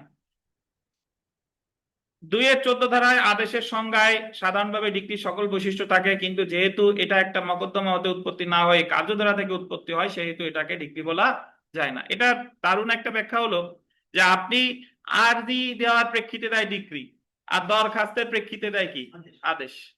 আরজির প্রেক্ষিতে কখনো আদেশ দিবে না, দরখাস্তের প্রেক্ষিতে দেয় আদেশ। আর এই আদেশটা চূড়ান্ত প্রকৃতির না, এটা আপিলযোগ্য হতেও পারে নাও পারে। জেনে রাখা ভালো। দেখেন কোন কোন আদেশের বিরুদ্ধে আপিল করা যায় তা দেওয়ানি কার্যবিধির 43 আদেশ এবং 104 ধারায় উল্লেখ আছে। কার কার বিরুদ্ধে আপিল করা যায় কোথায় আছে? 43 আদেশ আর 104 ধারা। এখন প্রথম যারা একেবারেই নতুন মনে করতেছেন তারা বলবেন যে আদেশ আছে 2-14-তে, আবার আদেশের বিরুদ্ধে আপিল করা যায় সেটাও আছে 43 আদেশে। কাহিনী কি? আদেশে আদেশে একাকার। মানে এখানে এক আদেশ হলো মামলা চলাকালীন সময়ে যে সিদ্ধান্তগুলো দেয় এটা হলো একটা আদেশ, আর এই আদেশের বিরুদ্ধে আপিল করা যাবে কি যাবে না। আমাদের দেওয়ানি কার্যবিধিতে মোট আদেশ আছে কয়টা? 51টা। এই 51টা আদেশের 43 নম্বর আদেশে আছে যে কোন কোন আদেশের বিরুদ্ধে আপিল করা যাবে সেটা বলা আছে। কত আদেশে আছে? 43 আদেশে আছে। আর আছে কত ধারায়? 104 ধারায়। তো এটা মনে রাখেন, সামনে আসবে যে আপিলযোগ্য আদেশ সম্পর্কে বলা হয়েছে কত আদেশে? 43 আদেশে। আর ধারা কত? 104 ধারা। এখন আমরা যদি ডিক্রি আর আদেশের মধ্যে পার্থক্য খুঁজি, ডিক্রি আর আদেশের ভিতরে অ্যাকচুয়ালি কি পার্থক্য আছে? আপনি যে কোনো জিনিস চেষ্টা করবেন নিজে আগে বোঝার যে ডিক্রি আর আদেশের মধ্যে আমার দৃষ্টিতে কি কি পার্থক্য আছে। আমরা এইভাবে পার্থক্য করি। দেখেন আরজির প্রেক্ষিতে দেয় ডিক্রি নাকি, আর দরখাস্তের প্রেক্ষিতে দেয় কি আদেশ। ডিক্রি মামলার অধিকার চূড়ান্ত বা পক্ষগণের অধিকার চূড়ান্ত ভাবে নির্ধারণ করে, আদেশ কি চূড়ান্ত ভাবে নির্ধারণ করে না। একটা ডিক্রি দেওয়া হয় মামলার কখন? শেষ পর্যায়ে। আদেশ দেওয়া হয় কখন? মামলা চলাকালীন সময়। সাধারণত কিছু ব্যতিক্রম ছাড়া সকল ডিক্রির বিরুদ্ধে আপিল করা যায়, কিন্তু সকল আদেশের বিরুদ্ধে আপিল করা যায় না। আদেশ কোন কোন আদেশ আপিলযোগ্য সেটা বলছে 43 আদেশ আর কত ধারায়? 104 ধারায়। বুঝতে পারছেন? এই হলো আপনার ডিক্রি আর আদেশের মধ্যে মোটামুটি পার্থক্য। তো বিগত বছরের একটা প্রশ্ন যদি পড়ি যে ডিক্রির অন্তর্ভুক্ত মর্মে গণ্য হবে, মানে অ্যাকচুয়ালি জানতে চাইছে ডিম ডিক্রি মর্ম গণ্য হবে। ডিম ডিক্রি কোনটা? আরজি প্রত্যাখ্যানের আদেশ। তারপরে দেখেন নিম্নের কোন আদেশটি ডিক্রি হিসেবে গণ্য হবে? একই টাইপের আরজি প্রত্যাখ্যানের আদেশ। তারপরে 4-5 এগুলা পড়ে ফেলবেন। আর 5 নাম্বার প্রশ্নটা যদি একটু পড়ি, দেওয়ানি কার্যবিধির ওয়ার্ডার 7 রুল 11 এর বিধান মতে আরজি নাকচের সিদ্ধান্ত, আরজি নাকচ, আরজি খারিজ, আরজি প্রত্যাখ্যান, আরজি নামঞ্জুর, রিজেকশন অফ প্লেইন্ট সবে একই ভাষা। আরজি নাকচ একটা কি বলেন? কি ডিক্রি? জি। তাহলে বিগত বছরের যে সেলফ প্র্যাকটিসের যে প্রশ্ন এগুলো কষ্ট করে পড়ে ফেলবেন। 10 নাম্বার গুরুত্বপূর্ণ 10, তারপরে 15, এরপরে 18 নম্বর প্রশ্নটা যদি দেখি, দেওয়ানি কার্যবিধি অনুযায়ী রায় কি? দেওয়ানি কার্যবিধি অনুযায়ী রায় কি? যুক্তি বা আদেশের যুক্তি হিসেবে বিচারকের কি বর্ণনা। 19 নাম্বার দেখেন, মামলার শুনানির পর আদালত প্রথমে কোনটি করে? আগে কি করে? রায় ঘোষণা করে। পাইছেন মাহবুব সাহেব? শুনানির পর আগে কি করে? রায় ঘোষণা করে। আর আমরা 20 আদেশে গিয়ে পড়বো রায়ের 7 দিনের মধ্যে দেয় হচ্ছে ডিক্রি। অনেকে আপনার ডিগ্রি বলেন, ডিগ্রি না, এটা কি ডিক্রি। তারপরে 21 নম্বর প্রশ্নটা দেখেন, যার পক্ষে ডিক্রি দেওয়া হয় তাকে কি বলে? ডিক্রিদার। সোলে ডিক্রি বা কম্প্রোমাইজ ডিক্রি কি, এটা যদি দেখেন সোলে ডিক্রি বা কম্প্রোমাইজ ডিক্রি আপস মীমাংসার মাধ্যমে প্রদত্ত ডিক্রি। আপস মীমাংসা হয়েছে কার মাঝে? বাদী বিবাদীর মাঝে। যখন আপস মীমাংসা হয়ে গেছে তখন যে ডিক্রি দেয় সেটা হচ্ছে সোলে ডিক্রি। আমরা চলে আসি 2-এর সাথে। 2-এর সাথে আছে সরকারি উকিল, গভর্নমেন্ট প্লিডার বা জিপি বলে। জিপির লোক আসে নাই আজকে নাকি? জিপির লোক আসে নাই, ওবায়দুর সাহেব। গভর্নমেন্ট প্লিডার 2-এর-7, আর এর পাশে লেখেন 2-এর-15 উকিল বা প্লিডার। 2-এর-15 লেখেন উকিল বা প্লিডার। লিখতে না চাইলে আমার দিন, আমি লিখে দিই মাহবুব সাহেব। উকিল উকিল বা প্লিডার। তাহলে যদি বলে জিপি গভর্নমেন্ট প্লিডার কত? 2-এর-7। আর শুধু প্লিডার কত? 2-এর-15। সরকারি উকিল বলতে দেওয়ানি কার্যবিধির অধীন সুস্পষ্টভাবে বর্ণিত সকল বা যে কোনো কার্য সম্পাদন করার উদ্দেশ্যে সরকার কর্তৃক নিযুক্ত অফিসারকে বোঝায়, বা সরকারি উকিলের নির্দেশ অনুযায়ী কার্যরত অপর কোনো উকিলকে বোঝায়। মানে সরকার যারে রাষ্ট্রপক্ষে যারে মামলা পরিচালনার জন্য নিযুক্ত করছে সে সরকারি উকিল, বা সরকারি উকিলের নির্দেশ অনুসারে যে কাজ করতেছে সেও সরকারি উকিল। একটু যদি যারা আপনারা জিজ্ঞাসা করবে যে তুমি কি করো, বলে আমি ওকালতি করি, অ্যাডভোকেসি করি, তখন তাদের ধারণা নাই, তারা বলবে তুমি কি সরকারি উকিল না বেসরকারি উকিল। তো তাদের ধারণা সরকারি উকিল মনে হয় সরকারের মতো ওই যে বেতন ভাতা পেনশন পায়, বিষয়টা কিন্তু তা না। সরকারি উকিল কিন্তু সরকারি কর্মচারী না, জানেন? অ্যাটর্নি জেনারেলও কিন্তু সরকারি কর্মচারী না। আচ্ছা, তাহলে আমরা জজের সংজ্ঞা দিছে, দেখেন জজ 2-এর-8, এটা মনে রাখতে হবে। জজ 2-এর-8, বিচারক বা জজ অর্থ হলো দেওয়ানি আদালত পরিচালনাকারী কর্মকর্তা। ইংলিশটা মনে রাখতে হবে, জাজ means the presiding officer of a civil court. বিচারক বা জজ অর্থ হলো দেওয়ানি আদালত পরিচালনাকারী কর্মকর্তা। 2-এর-9 আছেন জাজমেন্ট বা রায়। রায় বলতে গোল দিবেন ডিক্রি বা আদেশের যুক্তি হিসেবে যে বিচারক যে বর্ণনা দেন। কিসের যুক্তি? ডিক্রি বা আদেশের। কেন ডিক্রি দিল বা কেন আদেশ দিল, এই যে যে বিস্তারিত যে বর্ণনা, এটারই কি বলে? রায়। আছে কততে? 2-এর-9। এবং লাস্টের লাইনটা দেখেন, মকদ্দমার শুনানির পর আদালত রায় ঘোষণা করে এবং এরূপ রায়ের ভিত্তিতে ডিক্রি প্রদান করে। ধারা 33, 3টে স্টার দেন। পরীক্ষায় প্রশ্ন আসবে যে মামলা শুনানির পর রায় ঘোষণা করে আর রায়ের পরে দেয় হচ্ছে ডিক্রি। কত ধারায় বলছে এই কথাটা? 33 ধারায়। তো আমরা বিগত বছরের প্রশ্ন যদি দেখি, দেখেন the code of civil procedure 1908 এর সেকশন 2-এর-8 এর বিধান অনুসারে জাজ অর্থ presiding officer of a civil court. তারপরে দেখেন 2-এর-3 ডিক্রিদার, ডিক্রি হোল্ডার। ডিক্রিদারের সংজ্ঞা খুব সহজ, যার পক্ষে ডিক্রিটা দেয় তারে বলে ডিক্রিদার। আদালত যে ব্যক্তির পক্ষে ডিক্রি বা জারি করার কোনো আদেশ দেয় সেই ব্যক্তিকে কি বলে? ডিক্রিদার। আর 2-এর-10 দেখে দায়িক, জাজমেন্ট, ডেটর। অনেকে আপনারা ডেপ্টর পড়বেন, ডেপ্টর কেউ পড়েন না, ডেটর। জাজমেন্ট, ডেটর 2-এর কত আছে? 10। আদালত যে ব্যক্তির বিরুদ্ধে ডিক্রি বা জারিযোগ্য কোনো আদেশ দেয় সেই ব্যক্তিকে দায়িক বলে। তাহলে যার পক্ষে দেয় তারে বলে দায়িক, ডিক্রিদার 2-এর-3। আর যার বিপক্ষে দেয় তারে কি বলে? দায়িক। এটা আছে কত? 2-এর-10। 2-এর-11 বিবিআই, আইনানুগ প্রতিনিধি, লিগ্যাল রিপ্রেজেন্টেটিভ। আইনানুগ প্রতিনিধি হলো সেই ব্যক্তি যে মৃত ব্যক্তির সম্পত্তির প্রতিনিধিত্ব করে। এটা আন্ডারলাইন করেন, মৃত ব্যক্তির সম্পত্তির প্রতিনিধিত্ব করে। একজন ব্যক্তি মারা গেছে, মারা যাওয়ার পরে ওনার সম্পত্তি যারা পাবে তারাই হলো ওই ব্যক্তির আইনানুগ প্রতিনিধি। ধরেন একজন ব্যক্তি মারা যাওয়ার পরে, একজন মুসলমান পুরুষ মারা গেছেন, ওনার ওয়াইফ আছে আর এক ছেলে আছে আর ভাই আছে। ওয়াইফ আছে, ছেলে আছে, ভাই আছে। এই জায়গায় আইনানুগ প্রতিনিধি কারা কারা জানেন? ওয়াইফ আর ছেলে। এই জায়গায় ওনার ভাই কিন্তু আইনানুগ প্রতিনিধি না। কেন না? কারণ মুসলিম আইন অনুসারে এই জায়গায় ওনার ভাই কিন্তু ওনার কোনো সম্পত্তি পাবে না। এটা আবার মুসলিম লতে ঢুকে যাইতে হবে। এই জায়গায় ওনার ওয়াইফ পাবে হচ্ছে 8/1 ভাগ, 8/1 আর বাকি 7 ভাগই পাবে ওনার ছেলে। এই জায়গায় ভাই কোনো কিছু পাবে না। আর যদি ছেলে না থাকতো তাহলে ওয়াইফ পাতো 4/1 আর বাকি 3 ভাগ চলে যেত ভাইয়ের কাছে। জি।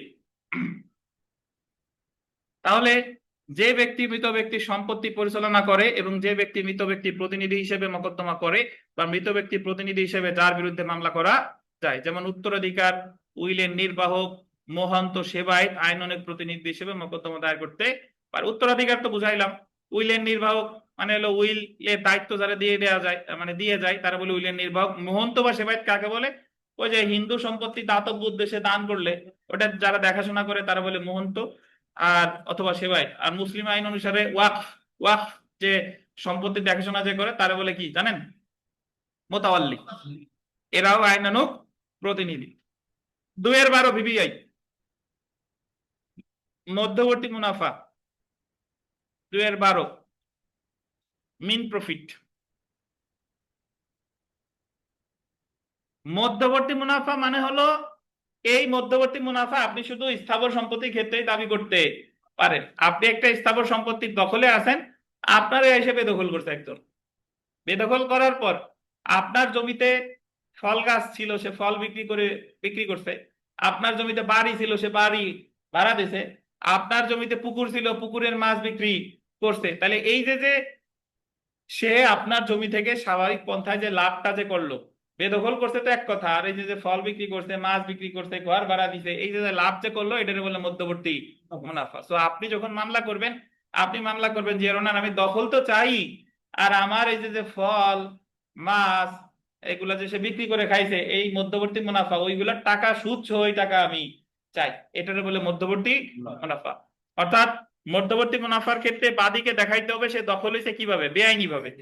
আর যে তারে বেআইনি ভাবে দখল করছে সে ওই জমি থেকে স্বাভাবিক পন্থায় লাভ করছে। কিন্তু বিবাদী যদি বেদখল করছে ঠিক আছে, কিন্তু সে আলাদা মাছ ছাড়ছে, সে আলাদা ঘর তুলে ভাড়া দিছে, তাহলে এটা মধ্যবর্তী মুনাফা হবে না। অর্থাৎ বিবাদী যদি উন্নয়ন করে কোনো লাভ করে এটা মধ্যবর্তী মুনাফা না। বিবাদী যদি স্বাভাবিক পন্থায় লাভ করে সেটা মধ্যবর্তী মুনাফা। বিবাদী বলেন তো যে বেদখল করার পর দেখলো যে বাদীর জমিতে 200 হাঁসের খামার আছে, এই হাঁসের ডিম সে বিক্রি করে, এটা মধ্যবর্তী মুনাফা হবে কিনা? হবে, অবশ্যই হবে, কারণ এটা তো আগে থেকেই ছিল। কিন্তু সে যদি নিজে 200 হাঁস কেনে তাহলে মধ্যবর্তী মুনাফা হবে না। তাহলে এই যে দেখেন বললেন যে বেআইনি ভাবে দখলকৃত সম্পত্তিতে গোল দিবেন স্বাভাবিক নিয়মে যে লাভ তৈরি হয়, বা বেআইনি ভাবে দখলদার ব্যক্তি সাধারণ বুদ্ধিমত্তায় যে লাভ করতে পারত গোল দিবেন সুদ সহ উক্ত মুনাফাকে মধ্যবর্তী মুনাফা বলে। সুদ সহ এই মুনাফারে কি বলে? মধ্যবর্তী মুনাফা। তাহলে কি কি প্রমাণ করতে হবে? বেআইনি লাভ, বেআইনি ভাবে দখলকৃত, সরি। আর লাভ করবে কিভাবে? স্বাভাবিক নিয়ম। তবে বেআইনি ভাবে দখলদার ব্যক্তি উক্ত সম্পত্তির গোল দিবেন কোন উন্নয়ন করলে সেই উন্নয়নের ফলে কোনো মুনাফা হলে উক্ত মুনাফা মধ্যবর্তী মুনাফা বলে গণ্য হবে।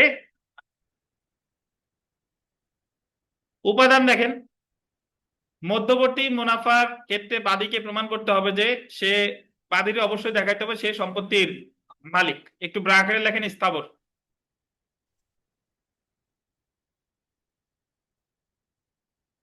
কিসের মালিক? সম্পত্তির মালিক। কি সম্পত্তি? বিবাদী কর্তৃক বাদীর সম্পত্তিতে বেআইনি ভাবে বা অন্যায় ভাবে দখলে থাকা। বেআইনি দখলদার বিবাদী উক্ত সম্পত্তি হতে সাধারণ বুদ্ধিমত্তায় লাভটা করেছে, সেই ক্ষেত্রে সুদ সহ মুনাফা হলো মধ্যবর্তী মুনাফা, এবং বাদী দখল উদ্ধারের মকদ্দমা এই মধ্যবর্তী মুনাফার জন্য মকদ্দমা দায়ের করতে পারে। আমরা চলে এসে জেনে রাখা ভালো। দেখেন, বেআইনি ভাবে দখলকার ব্যক্তি সম্পত্তির কোনো আন্ডারলাইন করে উন্নতি সাধন করলে থাকলে উক্ত উন্নতির ফলে সৃষ্ট মুনাফা মধ্যবর্তী মুনাফা হিসেবে গণ্য হবে না। যদি সে কোনো উন্নতি করে এবং ওই উন্নতির ফলে যদি কোনো লাভ করে সেটা মধ্যবর্তী মুনাফা হবে না।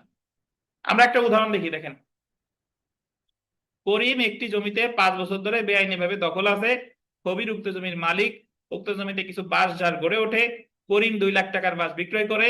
এই 2 লাখ টাকা এবং সুদ সহ তার মুনাফা মধ্যবর্তী মুনাফা বলে গণ্য। কিন্তু মাহবুব সাহেব, এই বাঁশঝাড় যদি সে মানে নিজে বাঁশ লাগানোর পর বাঁশ হয়েছে, বলেন তো মধ্যবর্তী মুনাফা হবে কিনা? মাহবুব সাহেব, হবে না। তো আমরা বিগত বছর প্রশ্ন পড়ি। দেখেন, কোনটি মেইন প্রফিটের সাথে সম্পর্কিত নয়? বেআইনি দখলদার সম্পর্কিত, সুদ সহ মুনাফা সম্পর্কিত, স্থাবর সম্পত্তি সম্পর্কিত, কোনটা সম্পর্কিত নয়? মামলার খরচ। এটা গুরুত্বপূর্ণ। মামলা। তারপরে দেখেন, কোনটি অন্তর্বর্তীকালীন মুনাফা বা মিন প্রফিট হিসেবে গণ্য হবে না? এক্স এল এর সম্পত্তি অন্যায়ভাবে দখল করে তা লাভ করলে এটা হবে। অনুপ্রবেশকারী এক্স না। এল এর বাড়ি দাবি করে ভাড়া সংগ্রহ করে এটা হবে। এক্স না। অনুমতি ছাড়া এল এর জমিতে চাষ করে লাভ পেলো, আর একটা হলো এক্স এল এর সম্পত্তি অবৈধভাবে দখল করে সেখানে বাড়ি বানিয়ে ভাড়া দিল। বাড়ি এইটাই। বানিয়ে ভাড়া দেয় সেটা কি হবে না? মধ্যবর্তী মুনাফা হবে না। এখন আপনি যদি বলেন স্যার ঘটা উত্তর হবে কিনা, এক্স অনুমতি ছাড়া এল এর জমিতে চাষ করে লাভ পেলো, এটা না। মধ্যবর্তী মুনাফা হবে না। ওই চাষ করা বলতে বোঝাচ্ছে তো জমিটা তো তারই, তার জমিতেই তো সরি এটা মধ্যবর্তী মুনাফা হচ্ছে আর কি, তার জমিই তো আপনি চাষ করতেছেন, এই কারণে মধ্যবর্তী মুনাফা হচ্ছে। কিন্তু বাড়ি বানিয়ে ভাড়া দিচ্ছেন মানে এই জায়গায় আপনি বোঝাই যাচ্ছে যে আপনি উন্নয়ন করছেন, সো এটা মধ্যবর্তী মুনাফা হবে না। তো এই জায়গায় 3, 4 এগুলা মোটামুটি পড়ে ফেলবেন। আমরা যদি সেলফ প্র্যাকটিসে যাই 3, 4 মাহবুব সাহেব এই প্রশ্ন কি আছে আপনার বইতে? হ্যাঁ স্যার। হ্যাঁ 4 নাম্বার প্রশ্নটা জোরে পড়েন। পড়েন এক্স তার জোরে পড়েন জোরে। এক্স তার এক পুত্র ওয়াই হুম। এবং বিবাহিত এক মেয়ে জেড কে মেরে রেখে মারা গেছে। আবার বলি স্যার, এক্স তার এক পুত্র ওয়াই এবং বিবাহিত এক মেয়ে জেড কে রেখে মারা গেছে। হ্যাঁ। এক্স কর্তৃক দায়েরকৃত মোকদ্দমায় তার মৃত্যুর পর পরিচালিত হতে পারে। সে রেখে গেছে কারে? ওয়াই রে আর জেড রে। তাহলে তার সম্পত্তির প্রতিনিধি কারা? ওয়াই আর জেড। তাহলে এই জায়গায় মামলা পরিচালনা করবে ওয়াই আর জেড।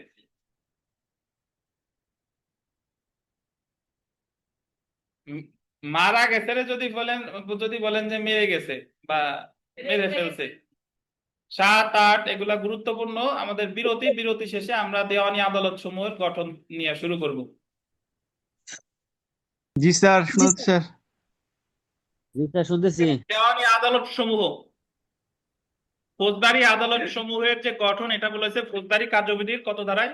6 ধারায়। মনে আছে কিনা আপনাদের? কিন্তু দেওয়ানি আদালতের গঠন বলছে আলাদা একটা আইন, দেওয়ানি কার্যবিধির কোথাও বলে নাই। এটা বলছে কোথায় দেখেন, দেওয়ানি আদালত সমূহের গঠন সম্পর্কে সিভিল কোর্টস অ্যাক্ট 1887 সালের 3 ধারায় বর্ণনা করা হয়েছে। সিভিল কোর্টস অ্যাক্ট 1887 অনুযায়ী দেওয়ানি আদালত সমূহ প্রতিষ্ঠা করা হয়েছে। কোন আইন? Civil code act. দেওয়ানি আদালতের প্রকারভেদ, সিভিল কোর্টস অ্যাক্ট 1887 এর 3 ধারায় বলা হয়েছে পাঁচ প্রকারের দেওয়ানি আদালত থাকবে। সবার উপরে জেলা জজ, জেলা জজের আদালত, কোর্ট অফ ডিস্ট্রিক্ট জাজ, অতিরিক্ত জেলা জজের আদালত, কোর্ট অফ এডিশনাল ডিস্ট্রিক্ট জাজ, যুগ্ম জেলা জজের আদালত, কোর্ট অফ জয়েন্ট ডিস্ট্রিক্ট জাজ, সিনিয়র সহকারী জজ কেটে লেখেন সিনিয়র সিভিল জজ, সিনিয়র সিভিল জজের আদালত 2025, এই তো 3-4 দিন আগে সংশোধন করছে। সিনিয়র সহকারী জজের নাম এখন সিনিয়র সিভিল জজ। এই কথাটা কি কোর্টে মানে এই কথাটা যে আমি কিন্তু বই লেখা আছে স্যার সিনিয়র সিভিল জজ লেখছি এই যে বলতে আর ওটা কেটে দিলাম স্যার। সিনিয়র সিভিল জজ, ঠিক আছে, সহকারী কেটে সিভিল লিখলেই হবে। আর সহকারী জজের নাম হচ্ছে সিভিল জজ।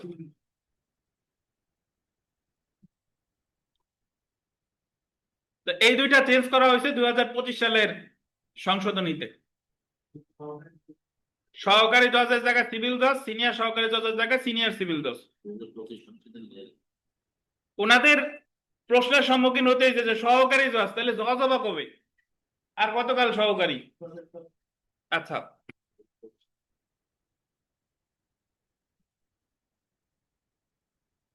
তো জেনে রাখা ভালো। দেখেন প্রতিটি জেলায় সর্বোচ্চ দেওয়ানি আদালতের বিচারক হলো জেলা জজ এবং সর্বোচ্চ আদালতের বিচারক হলো কি? সর্বোচ্চ ফৌজদারি আদালতের বিচারক হচ্ছে দায়রা জজ। দেখেন সাধারণত জেলা ও দায়রা জজ একজন ব্যক্তি হন, উনি যখন দেওয়ানি মামলার বিচার করেন তখন ওনার নাম হচ্ছে জেলা জজ, আর যখন ফৌজদারি মামলার বিচার করেন তখন কি? দায়রা জজ। বাট যদি আপনাকে বলে যে দেওয়ানি মামলার সর্বোচ্চ বিচারকের নাম কি? জেলা জজ। বিগত বছরের প্রশ্ন দেখেন, দেওয়ানি আদালত গঠিত হয় নিম্নের কোন আইন অনুযায়ী? সিভিল কোর্টস অ্যাক্ট কত? 1827। Civil courts act 1827। দেওয়ানি আদালত প্রতিষ্ঠা হয় দেখেন সিভিল কোর্টস অ্যাক্ট অনুযায়ী। এখন আমরা চলে আসি দেওয়ানি আদালতের এখতিয়ার। এটা খুবই গুরুত্বপূর্ণ একটা বিষয়, এখতিয়ার। যারা লিখিত পরীক্ষার্থী এখতিয়ার আসলে কাকে বলে?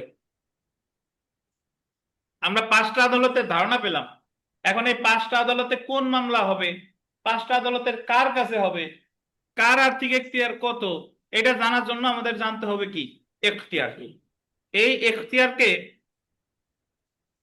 দেওয়ানি কার্যবিধি বলেন, সিভিল কোর্টস অ্যাক্ট বলেন, কোথাও বলে নাই যে এখতিয়ার 1 প্রকার 2 প্রকার 3 প্রকার, কোথাও কি বলে নাই। তাহলে এখতিয়ারে আমরা আমাদের সুবিধার্থে ভাগ করব, কখনো 3 ভাগে কখনো 5 ভাগে। সো আমরা এই জায়গায় ভাগ করব 3 ভাগে। লাস্টের লাইনটা দেখেন যে আলোচনার প্রয়োজনে দেওয়ানি আদালতের এখতিয়ারকে প্রধানত 5 ভাগের জায়গায় আমরা ভাগ করব কয় ভাগে?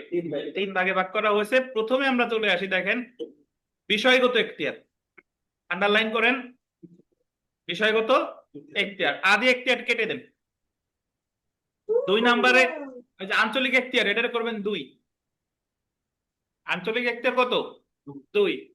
আর আর্থিক এখতিয়ার করেন 3, আর আপিল এখতিয়ার কেটে দেন।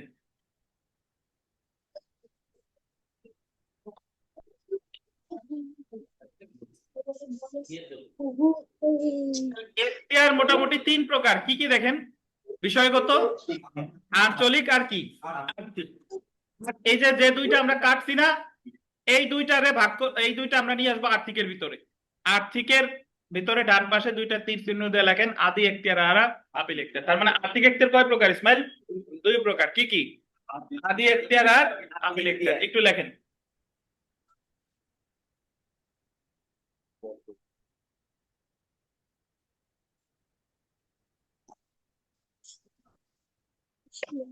আমাদের পাখিরা আছে না ওই তো প্রথমে বিষয়গত এখতিয়ার। বিষয়গত এখতিয়ার বা সাবজেক্টিভ জুরিসডিকশন, পাশে লেখেন সাধারণ এখতিয়ার। বিষয়গত এখতিয়ারের আরেক নাম হলো সাধারণ এখতিয়ার।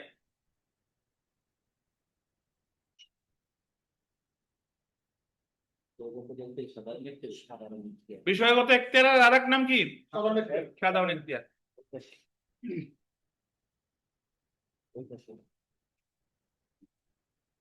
ভাই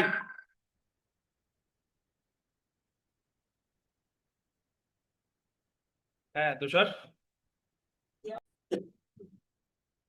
দেখেন বিষয়গত এখতিয়ার আসলে কাকে বলে এটা একটু বলি। বিষয়গত এখতিয়ার হলো যে কোন বিষয়ের মামলাগুলো দেওয়ানি আদালতে হবে, এই 5টা আদালতে কোন বিষয়ের মামলা হবে সেটা আমরা জানতে পারবো কোন এখতিয়ার পড়লে? বিষয়গত এখতিয়ার। তো দেওয়ানি কার্যবিধির 9 ধারায় দেওয়ানি আদালতগুলোকে দেওয়ানি প্রকৃতির মকদ্দমার বিচার করার আন্ডারলাইন করবেন সাধারণ এখতিয়ার দিয়েছে। কি এখতিয়ার দিয়েছে? সাধারণ এখতিয়ার। দেওয়ানি আদালত সমূহ কোন ধরনের মকদ্দমার বিচার করতে পারে বা করার এখতিয়ার আছে দেওয়ানি কার্যবিধি 9 ধারায় তা বর্ণনা করা হয়েছে। দেওয়ানি কার্যবিধি 9 ধারায় বলা হয়েছে আদালতের সকল প্রকার দেওয়ানি প্রকৃতির মকদ্দমা বিচার করার এখতিয়ার থাকবে, কেবল সেই সকল মকদ্দমা ব্যতীত যেগুলো বিচারার্থে গ্রহণ, আন্ডারলাইন করেন প্রত্যক্ষ, আন্ডারলাইন করেন প্রত্যক্ষ বা পরোক্ষভাবে বারিত করা হয়েছে। বারিত শব্দের অর্থ হলো নিষেধ। বারিত মানে কি?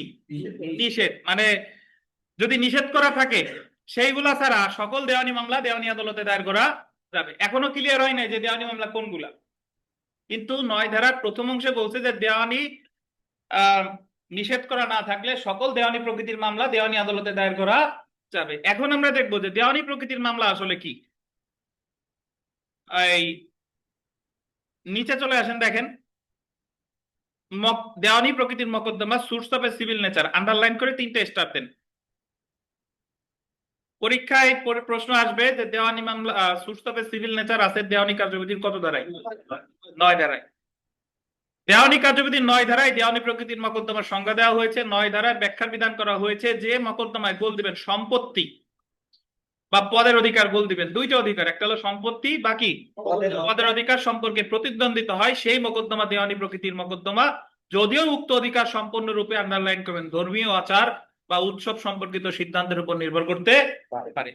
এক কথাই বললে দেওয়ানি প্রকৃতির মামলা বলতে 2টা অধিকারকে বোঝায়, একটা হলো সম্পত্তির অধিকার, পদের অধিকার। সম্পত্তির অধিকার এটা হতে পারে স্থাবর সম্পত্তি, এটা অস্থাবর সম্পত্তি। আর পদের অধিকার ওই যে ভোট দেওয়ার অধিকার, লাশ পোড়াইবার অধিকার, এগুলা সবই কি পদের অধিকার। তো ইংরেজিটা দেখেন, a suit in which, underline করবেন রাইট টু প্রপার্টি আর right to an office. Right to property মানে হলো সম্পত্তির অধিকার, রাইট টু অ্যান অফিস মানে কি পদের অধিকার। বুঝছেন? অর শব্দটা বললেন, অর, এটা কিন্তু এন্ড না, এটা কি অর। পরীক্ষা একবার প্রশ্ন এসেছিল যে দেওয়ানি মামলা, দেওয়ানি প্রকৃতির মামলা বলতে কিসের বোঝায়, কি কিসের অধিকার বোঝায়? সম্পত্তির অধিকার, পদের অধিকার। এখন প্রশ্ন হলো যে সকল সম্পত্তি অধিকার বা পদের অধিকারের মামলা কি দেওয়ানি আদালতে করা যাবে? না। ওই যে উপরে পড়ে আসছি যে প্রত্যক্ষ বা পরোক্ষভাবে যদি বাড়িতে হয় তাহলে করা যাবে না, কিন্তু বাড়িতে যদি না হয় তাহলে করা যাবে। বুঝেন কিনা? ইভেন এটা ধর্মীয় আচার রিলেটেডও হতে পারে। ধর্মীয় আচার মানে ওই যে আহ এক মন্দিরে সবাই যাচ্ছে কিন্তু একজনকে পূজা দিতে দেওয়া হচ্ছে না, শ্মশানে সবাই লাশ পোড়াচ্ছে কিন্তু সে নিচু বর্ণের বলে লাশ পোড়াইতে দিচ্ছে না, এইগুলা কিন্তু ধর্মীয় রিলেটেড। বুঝছেন? কবরস্থানে সবাই কবর দিচ্ছে কিন্তু তারে কবর দিতে দেওয়া হচ্ছে না, ভোট দিচ্ছে ভোট দিতে দেওয়া হচ্ছে না, এইগুলাই হচ্ছে আপনার কিসের অধিকার? পদের অধিকার। তো সুতরাং 9 ধারায় বল দিবেন, 9 ধারায় দুইটি অধিকার বিষয়ক মকদ্দমাকে দেওয়ানি প্রকৃতির মকদ্দমা হিসেবে বলা হয়েছে। একটা হলো সম্পত্তির অধিকার, রাইট টু প্রপার্টি, সম্পর্কে প্রতিদ্বন্দ্বিতা এমন মকদ্দমা যেমন বন্ধকি সম্পত্তি উদ্ধারের অধিকার, ঋণ উদ্ধারের অধিকার। সম্পত্তি যেমন আপনার বেদখল করছে, আপনি সম্পত্তির দখল চান, এটা কি সম্পত্তির অধিকার। বুঝছেন? আপনার কাছ থেকে একজন 50 লাখ টাকা ধার নিছে, এখন দিচ্ছে না, অর্থ আদায়ের মামলা করছেন, কিসের অধিকার? সম্পত্তির অধিকার। পদের অধিকার দেখেন, রাইট টু অফিস, সম্পর্কে প্রতিদ্বন্দ্বিতা হয় এমন মকদ্দমা যেমন মোতাওয়াল্লির পদের অধিকার হানি করা হয়েছে এই মর্মে ঘোষণার মকদ্দমা। মোতাওয়াল্লি মানে হলো ওই যে ওয়াকফকৃত সম্পত্তি যিনি দেখাশোনা করে তাকে বলে মোতাওয়াল্লি। এখন আপনি কোনো কারণ ছাড়াই মোতাওয়াল্লির অপসারণ করছেন, তাহলে সে মোতাওয়াল্লি কেন তার পদ মানে তাকে কেন এই বহিষ্কারাদেশ অবৈধ হলো না এই মর্মে সে ঘোষণামূলক মামলা করতে পারে। এই দুইটা মনে রাখলেই হবে। আর এখানে একটা হচ্ছে যে suits of a civil nature, 9 ধারা না, এই 9 ধারার পাশে একটু লেখেন আমলে নাই, আমলে নেওয়া।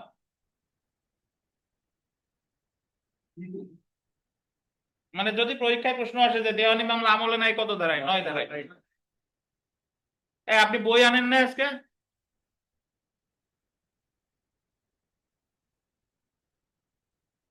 আপনি বই রেখে আসেন, সেটা যৌক্তিক মানা যায়, কিন্তু মাহবুব সাহেব পাতা রেখে আসে, এটা কেমনে মানা যায়? বলেন তো। হ্যাঁ, বইয়ের পাতা টেবিলে রেখে আসে, এটা কিভাবে হয়?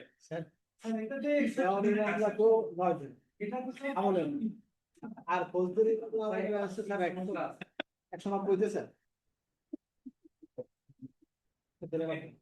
হ্যাঁ দেখেন, ফৌজদারি মামলা, এই যে আমরা একটা প্রশ্ন পড়ি দেখেন, দেওয়ানি প্রকৃতির মকদ্দমা আমলে নেওয়ার বিধান, আমলে শব্দটা বলতেন কত ধারায় আছে?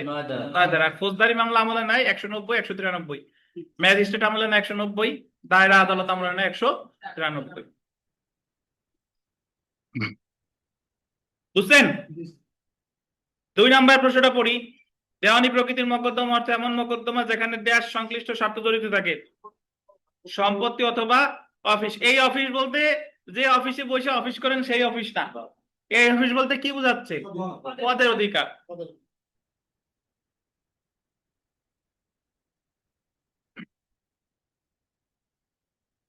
দেওয়ানি কার্যবিধির কত ধারায় দেওয়ানি মামলা বিষয়ে দেওয়ানি আদালতগুলোকে সাধারণ এখতিয়ার কত ধারায়? 9 ধারা।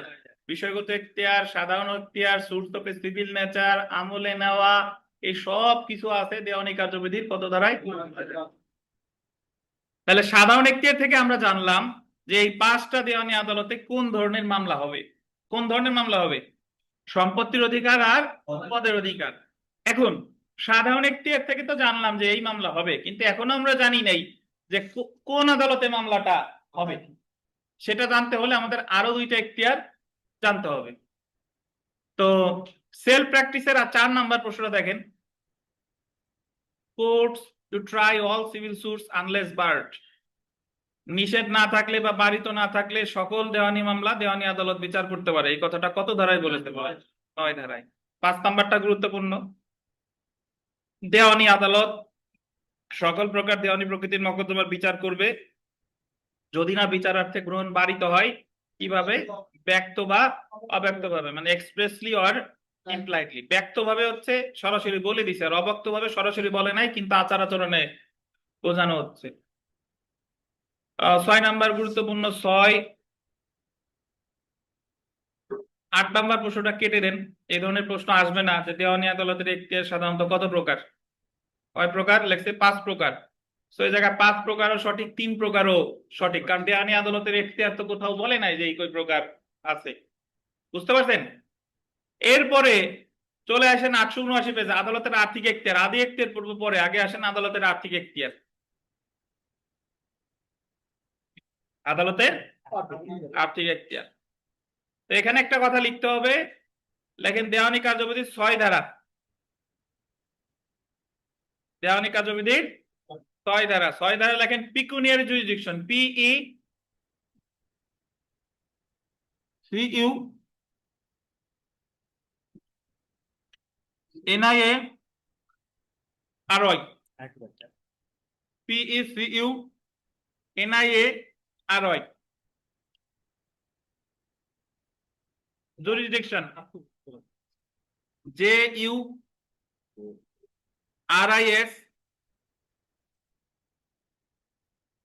DIC, TION।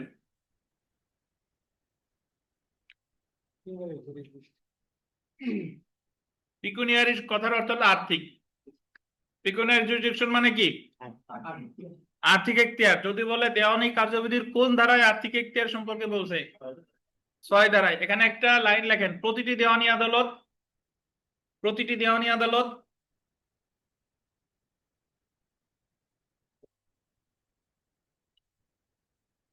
তার আর্থিক এখতিয়ারের সীমার মধ্যে বিচার করবে।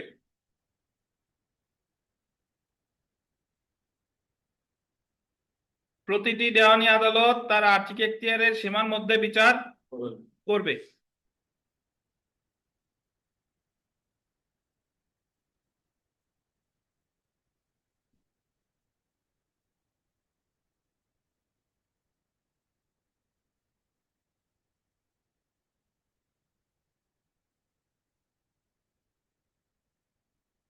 প্রতিটি দেওয়ানি আদালত তার আর্থিক এখতিয়ারের সীমার মধ্যে বিচার করবে, এই কথাটির অর্থ হলো যে আমরা এখনো জানি না যে কোন আদালতের আর্থিক এখতিয়ার কত, কিন্তু যার আর্থিক এখতিয়ার যতই হোক না কেন সে এটার মধ্যেই বিচার করবে, এটার কমও করবে না বেশিও করবে না। তো প্রতিটা দেওয়ানি আদালত তার আর্থিক এখতিয়ারের সীমার মধ্যে বিচার করবে, এই কথাটা বলা হয়েছে কত আইনে? কোন আইনে?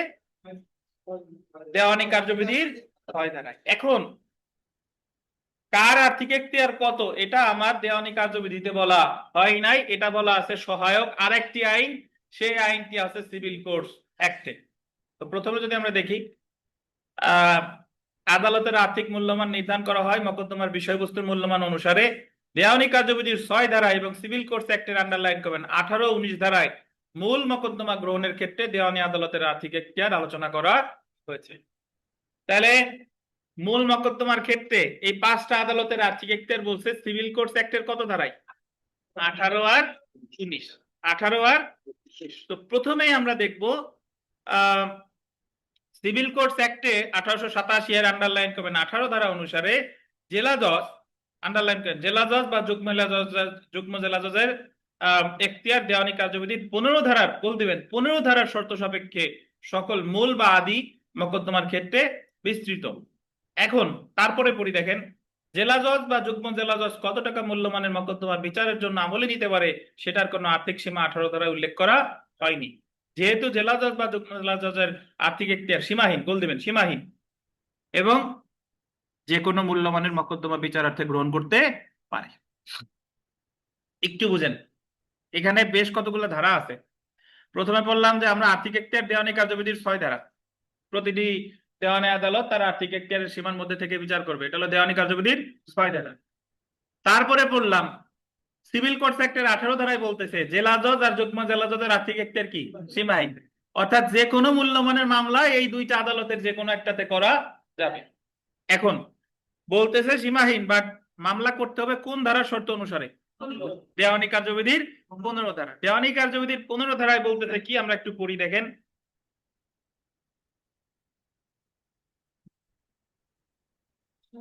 দেওয়ানি কার্যবিধি 15 ধারায় বিধান করা হয়েছে প্রত্যেক দেওয়ানি মোকদ্দমা বিচার করার যোগ্যতা সম্পন্ন গোল দিবেন সর্বনিম্ন আদালতে দায়ের করতে হবে। প্রত্যেক দেওয়ানি মামলা বিচার করার ক্ষমতা সম্পন্ন কোথায়? সর্বনিম্ন আদালতে দায়ের করতে হবে। Every suit shall be instituted in the courts of the lowest grade competent to try it.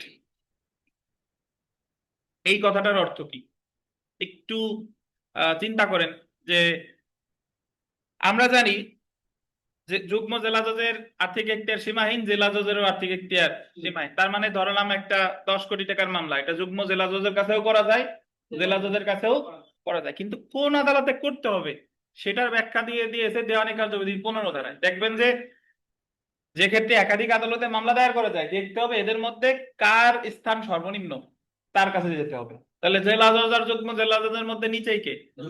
যুগ্ম জেলা জজ। তাহলে এই মামলাটা কোথায় করতে হবে? যুগ্ম জেলা জজ। বুঝছেন? ইচ্ছা করলেই কিন্তু দুই জায়গা করা যাবে না। দুই জায়গা করা নিয়ম অনুযায়ী যায়, কিন্তু ইচ্ছা করলে দুই জায়গা করা যাবে না। কারণ কোথায় করতে হবে তখন মানতে হবে দেওয়ানি কার্যবিধির 15 ধারার শর্ত। বুঝতে পেরেছেন?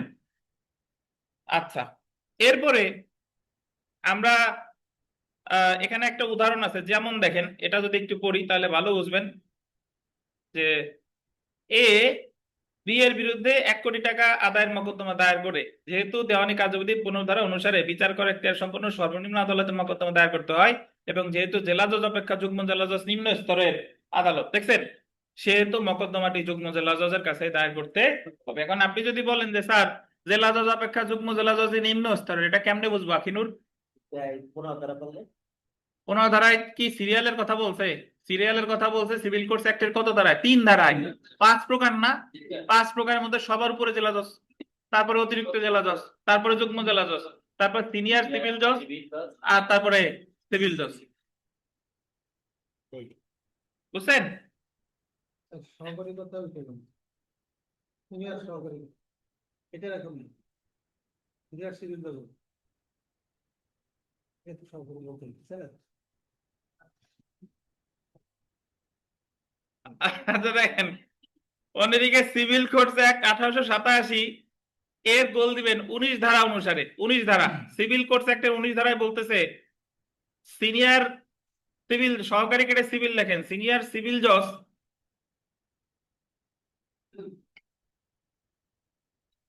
পান নাই? এবং সিভিল জজের এখতিয়ার সকল মোকদ্দমা যার মূল্যমান যথাক্রমে কত? 25 লাখ আর কত? 15 লাখ অতিক্রম করে না সে সকল ক্ষেত্রে বিস্তৃত।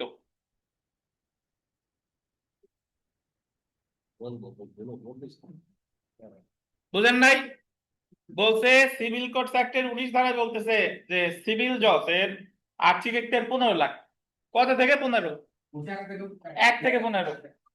আর সিনিয়র সিভিল জজের আর্থিক এখতিয়ার কত? 1 থেকে 25। 1 থেকে 25। অনেকে আমরা মনে করি যে সিনিয়র সিভিল জজ বোধহয় 15 লাখ 1 থেকে 25, তা না। কত? 1 থেকে 25। এখন একটা জিনিস দেখেন, 18তে বলছে দুইটা আদালতের কথা, জেলা জজ আর যুগ্ম জেলা জজের আর্থিক এখতিয়ার সীমাহীন। আর 19-এ বলছে দুইটা আদালত, সিনিয়র সিভিল জজ আর কে? সিভিল জজ। সিনিয়র সিভিল জজের কত? 25, আর সিভিল জজের 15। এখন আকিনুর এদিক তাকান, আমাদের তাকান, একটা 5 লাখ টাকার মামলা, সহকারী জজেরও এখতিয়ার আছে বিচারের, সিভিল জজ আর কি, সিভিল জজের আছে, সিনিয়র সিভিল জজের আছে, যুগ্ম জেলা জজের আছে, ডিস্ট্রিক্ট জজেরও আছে। আছে কিনা বলেন? কারণ 5 লাখ টাকা তো সবার আর্থিক এখতিয়ারের মধ্যেই পড়ে না? কিন্তু এই মামলাটা দায়ের করতে হবে কোথায়? দেখবো আমরা সর্বনিম্ন স্তরের আদালত কোনটা। এই 4টার ভিতরে সর্বনিম্ন স্তরের আদালত কোনটা? সিভিল জজ। তাহলে কোনটা? সিভিল জজ। সিভিল জজ।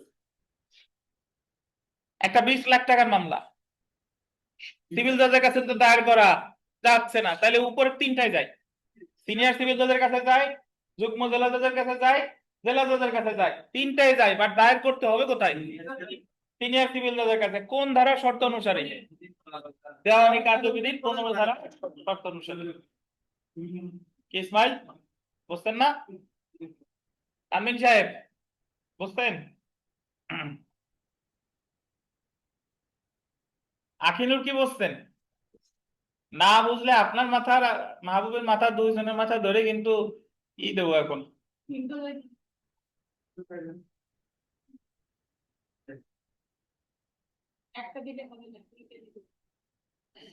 যেমন আখিনুর এই উদাহরণটা পড়েন, যেমন এই উদাহরণটা পড়েন, যেমন যেমন এ বি এর বিরুদ্ধে 1,50,000 টাকা আদায়ের মোকদ্দমা দায়ের করে। হুম যেহেতু দেওয়ানি কার্যবিধি 15 ধারা অনুসারে বিচার করার ইখতিয়ার সম্পূর্ণ সর্বনিম্ন আদালতে মোকদ্দমা দায়ের করতে হয় এবং যেহেতু মোকদ্দমার মূল্যবান অনুসারে সহকারী জজ সর্বনিম্ন স্তরের আদালত, সেহেতু মোকদ্দমাটি সহকারী জজের নিকট দায়ের করে।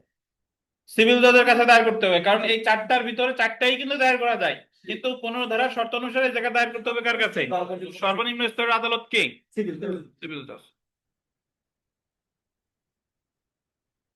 এই জায়গায় এক টেবিলে পুরো সমাধান দিছে, দেখেন পরের পেজে। জেলা জজ এবং যুগ্ম জেলা জজ সীমাহীন সিভিল কোর্টস অ্যাক্টের কত ধারা? 18 ধারা। আর সিনিয়র সহকারী জজ বা সহকারী জজ এরা তো এখন নাই। সিনিয়র সিভিল জজ বা সিভিল জজ, সিনিয়র সিভিল জজ হলে 25 লাখ আর সিভিল জজ হলে 15 লাখ। এটা কত ধারা? 19 ধারা। 2021 সালে সংশোধন যেটা করা হয়েছে সেটা হলো কত ধারা জানেন? 19 ধারা। তো বিগত বছর প্রশ্ন পড়ি আমরা, প্রত্যেকটি মামলা দাখিল করতে হবে কার কাছে? সর্বনিম্ন স্তরের আদালত। এখন সর্বনিম্ন স্তরের আদালত 10 তলা বিল্ডিং হলে যে নিচতলা সর্বনিম্ন তা না। এই জায়গা দেখতে হবে যে কোন জায়গা কি আদালত আছে, পদের দিক দিয়ে কি আছে, বুঝছেন? এখন আমরা একটু আগে চলে আসি, আগে ওই যে আদি এখতিয়ার পড়ছিলাম, মনে আছে? অরিজিনাল জুরিসডিকশন, আপনারা কি বুঝতেছেন? Original jurisdiction, original jurisdiction already আমরা পড়ে ফেলছি, যে মূল মামলা যে সকল আদালতে দায়ের করা যায় সেই সকল এখতিয়ারে বলে অরিজিনাল জুরিসডিকশন। এই যে দেখেন, যে সকল দেওয়ানি আদালতের আদি এখতিয়ার আছে সেই সকল আদালত প্রাথমিকভাবে দেওয়ানি মামলা আমলে নিয়ে বিচার করে এবং রায় দেয়। সকল দেওয়ানি আদালতের দেওয়ানি মোকদ্দমা বিচারার্থে আমলে গ্রহণ করার আদি এখতিয়ার নেই, অর্থাৎ প্রাথমিকভাবে দেওয়ানি মোকদ্দমা বিচারের জন্য আমলে নিতে পারে না। সিভিল কোর্টস অ্যাক্ট 1887 এর গোল দিবেন 18 এবং 19 ধারা অনুসারে নিম্নলিখিত দেওয়ানি আদালতগুলোর আদি এখতিয়ার আছে। কার কার আছে দেখেন? জেলা জজের আছে, যুগ্ম জেলা জজের আছে, সিনিয়র সহকারী জজ আছে, সহকারী জজ আছে। কেমনে বুঝলাম এগুলার আছে? ওই যে 18 19 ধারা। এই চারটারে ব্র্যাকেটে আটকাইয়া লেখেন court of first instance, court of first instance, COURT, court of first FIRST instance, INSTANCE।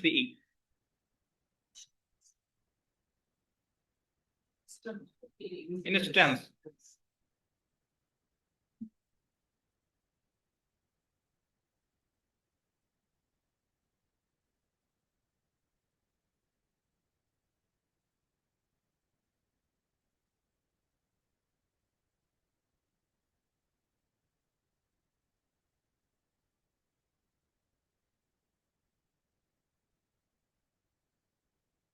যে সকল আদালতে মূল মামলা দায়ের করা যায় সেই সকল আদালতগুলো কি বলে? আদি এখতিয়ার সম্পন্ন আদালত বা কোর্ট অফ ফার্স্ট ইনস্ট্যান্স। তাহলে চারটা আদালতের মধ্যে court of first instance K K? Sorry, পাঁচটার ভিতরে চারটা হলো court of first instance. K court of first instance নয়? অতিরিক্ত জেলা জজ, নাকি? বুঝছেন? মূল মামলা দায়ের করা যায় না, এই জন্য এটা হ্যাঁ, মূল মামলাতে দায়ের করা যায় না। কেমনে বুঝবো বলেন?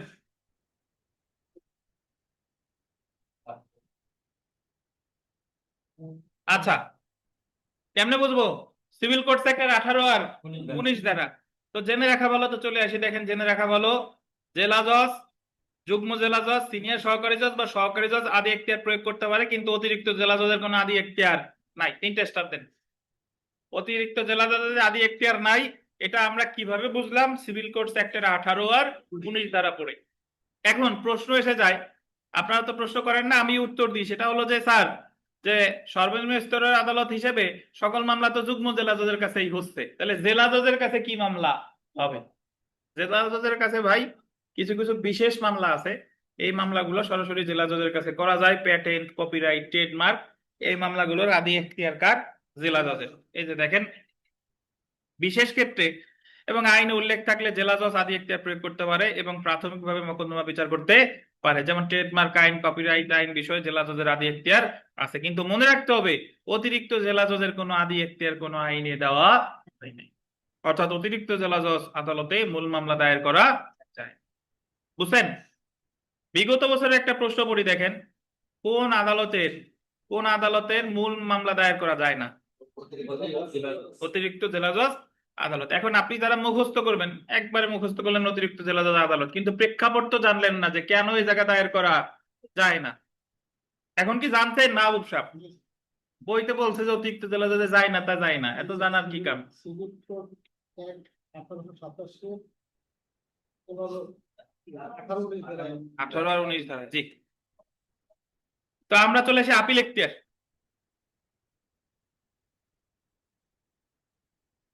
পাইছেন? আর্থিক এখতিয়ারে আমরা দুই ভাগে ভাগ করছিলাম না? কি কি? আদি এখতিয়ার আর আপিল এখতিয়ার।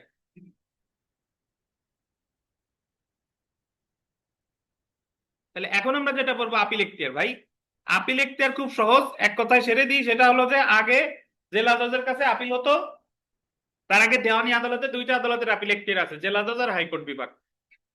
আগে 5 লাখ টাকা পর্যন্ত আপিল হতো জেলা জজ, 5 লাখের বেশি হলে চলে যেত হাইকোর্ট। কিন্তু বর্তমানে 5 কোটি করছে, 2021 সালে সংশোধনীতে 5 কোটি করছে, 5 কোটি টাকা পর্যন্ত আপিল হবে জেলা জজ, 5 কোটি টাকার বেশি হলে হাইকোর্ট। বুঝছেন? আর আমি একটু বুঝাই দিই, সহকারী জজ, সিনিয়র সহকারী জজ যাই দেখ না কেন আপিল কত কাছে? জেলা জজ। যুগ্ম জেলা জজ 5 কোটি টাকা পর্যন্ত হইলে জেলা জজ, 5 কোটি টাকার বেশি হলে হাইকোর্ট। এই কথাটাই বলা আছে 21 ধারায়। আপিল এখতিয়ার সম্পর্কে এই যে দেখেন, দেওয়ানি আপিল আদালতের আপিল এখতিয়ার নির্ধারণ করা হয় মোকদ্দমার মূল্যমান অনুসারে। সিভিল কোর্টস অ্যাক্ট 1887 এর 20 এবং 21 ধারায় আপিল এখতিয়ার নিয়ে আলোচনা করা হয়েছে। 20 এর 1 ধারায় বলা হয়েছে জেলা জজ বা অতিরিক্ত জেলা জজের ডিগ্রি বা আদেশের বিরুদ্ধে আপিল দায়ের করতে হবে কোথায়? হাইকোর্ট বিভাগে। আর 21 এর 1 ধারায় বলা হয়েছে যুগ্ম জেলা জজের ডিগ্রি বা আদেশের বিরুদ্ধে আপিল দায়ের করতে হবে জেলা জজের নিকট, যে ক্ষেত্রে মামলার মূল্যমান কত? 5 কোটি টাকার অধিক না। আর অন্যান্য ক্ষেত্রে 5 কোটি টাকার অধিক হলে কোথায় যাবে? হাইকোর্টে। এতটুকু জানলেই হবে। তো সংক্ষেপে মনে রাখুন, এই জায়গা যদি আসি যে মোকদ্দমার মূল্যমান 5 কোটি টাকার বেশি হলে আপিল করতে হবে হাইকোর্ট বিভাগে, এবং মোকদ্দমার মূল্যমান 5 কোটি বা এর কম হলে আপিল করতে হবে কার কাছে? জেলা জজের কাছে। জেলা জজ যে সকল আপিল অতিরিক্ত জেলা জজ বা যুগ্ম জেলা জজের নিকট প্রেরণ করে, অতিরিক্ত জেলা জজ বা যুগ্ম জেলা জজ সেই সকল আপিল শুনানি এবং কি করতে পারে? নিষ্পত্তি করতে পারে। তো এখানে পরের পেজে একটা টেবিল আছে, এই টেবিলটা আমরা পড়ে ফেলেছি অলরেডি। আমরা বিগত বছরের প্রশ্নে চলে আসি। দেওয়ানি মোকদ্দমায় যুগ্ম জেলা জজের আর্থিক এখতিয়ার কত? সীমাহীন। তারপরে 2 নাম্বার প্রশ্নটা, দেওয়ানি আদালতের আদি এখতিয়ারকে কয় ভাগে ভাগ করছে? জুডিশিয়াল সার্ভিস পরীক্ষা একবার আসছিল, আদি এখতিয়ারে অ্যাকচুয়ালি কোন ভাগে ভাগ আমরা এখনো পড়ি নাই, বাট এই জায়গা উত্তর হবে 2 ভাগে। একটু স্টার দিয়ে লেখেন মূল মামলা ও আপিল, লেখেন তারপর ব্যাখ্যা দিচ্ছি। মূল মামলা ও আপিল।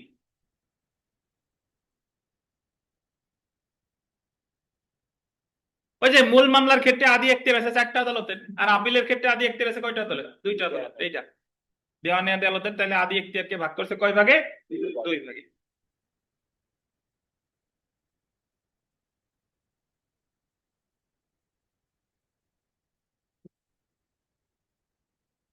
চার নাম্বার প্রশ্নটা আমরা পড়বো, দেখেন।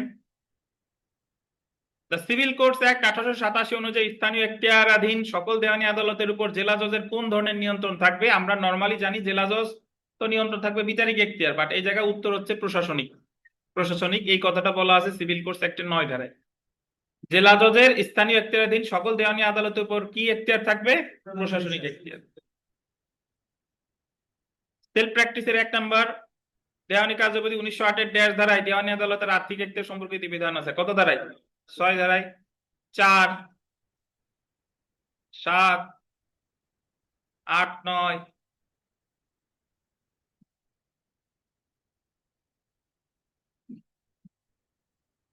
আমরা আরেকটু বিরতি নেবো 2-3 মিনিটের, এরপরে মামলা দায়েরের স্থান বা আঞ্চলিক এখতিয়ারটা পড়ে ফেলবো। তো দেখেন, আমরা বিষয়গত এখতিয়ার থেকে জানলাম যে কোন কোন মামলা দেওয়ানি আদালতে হবে। আর্থিক এখতিয়ার সম্পর্কে জানলাম যে কোন আদালতে মামলাগুলো দায়ের হবে।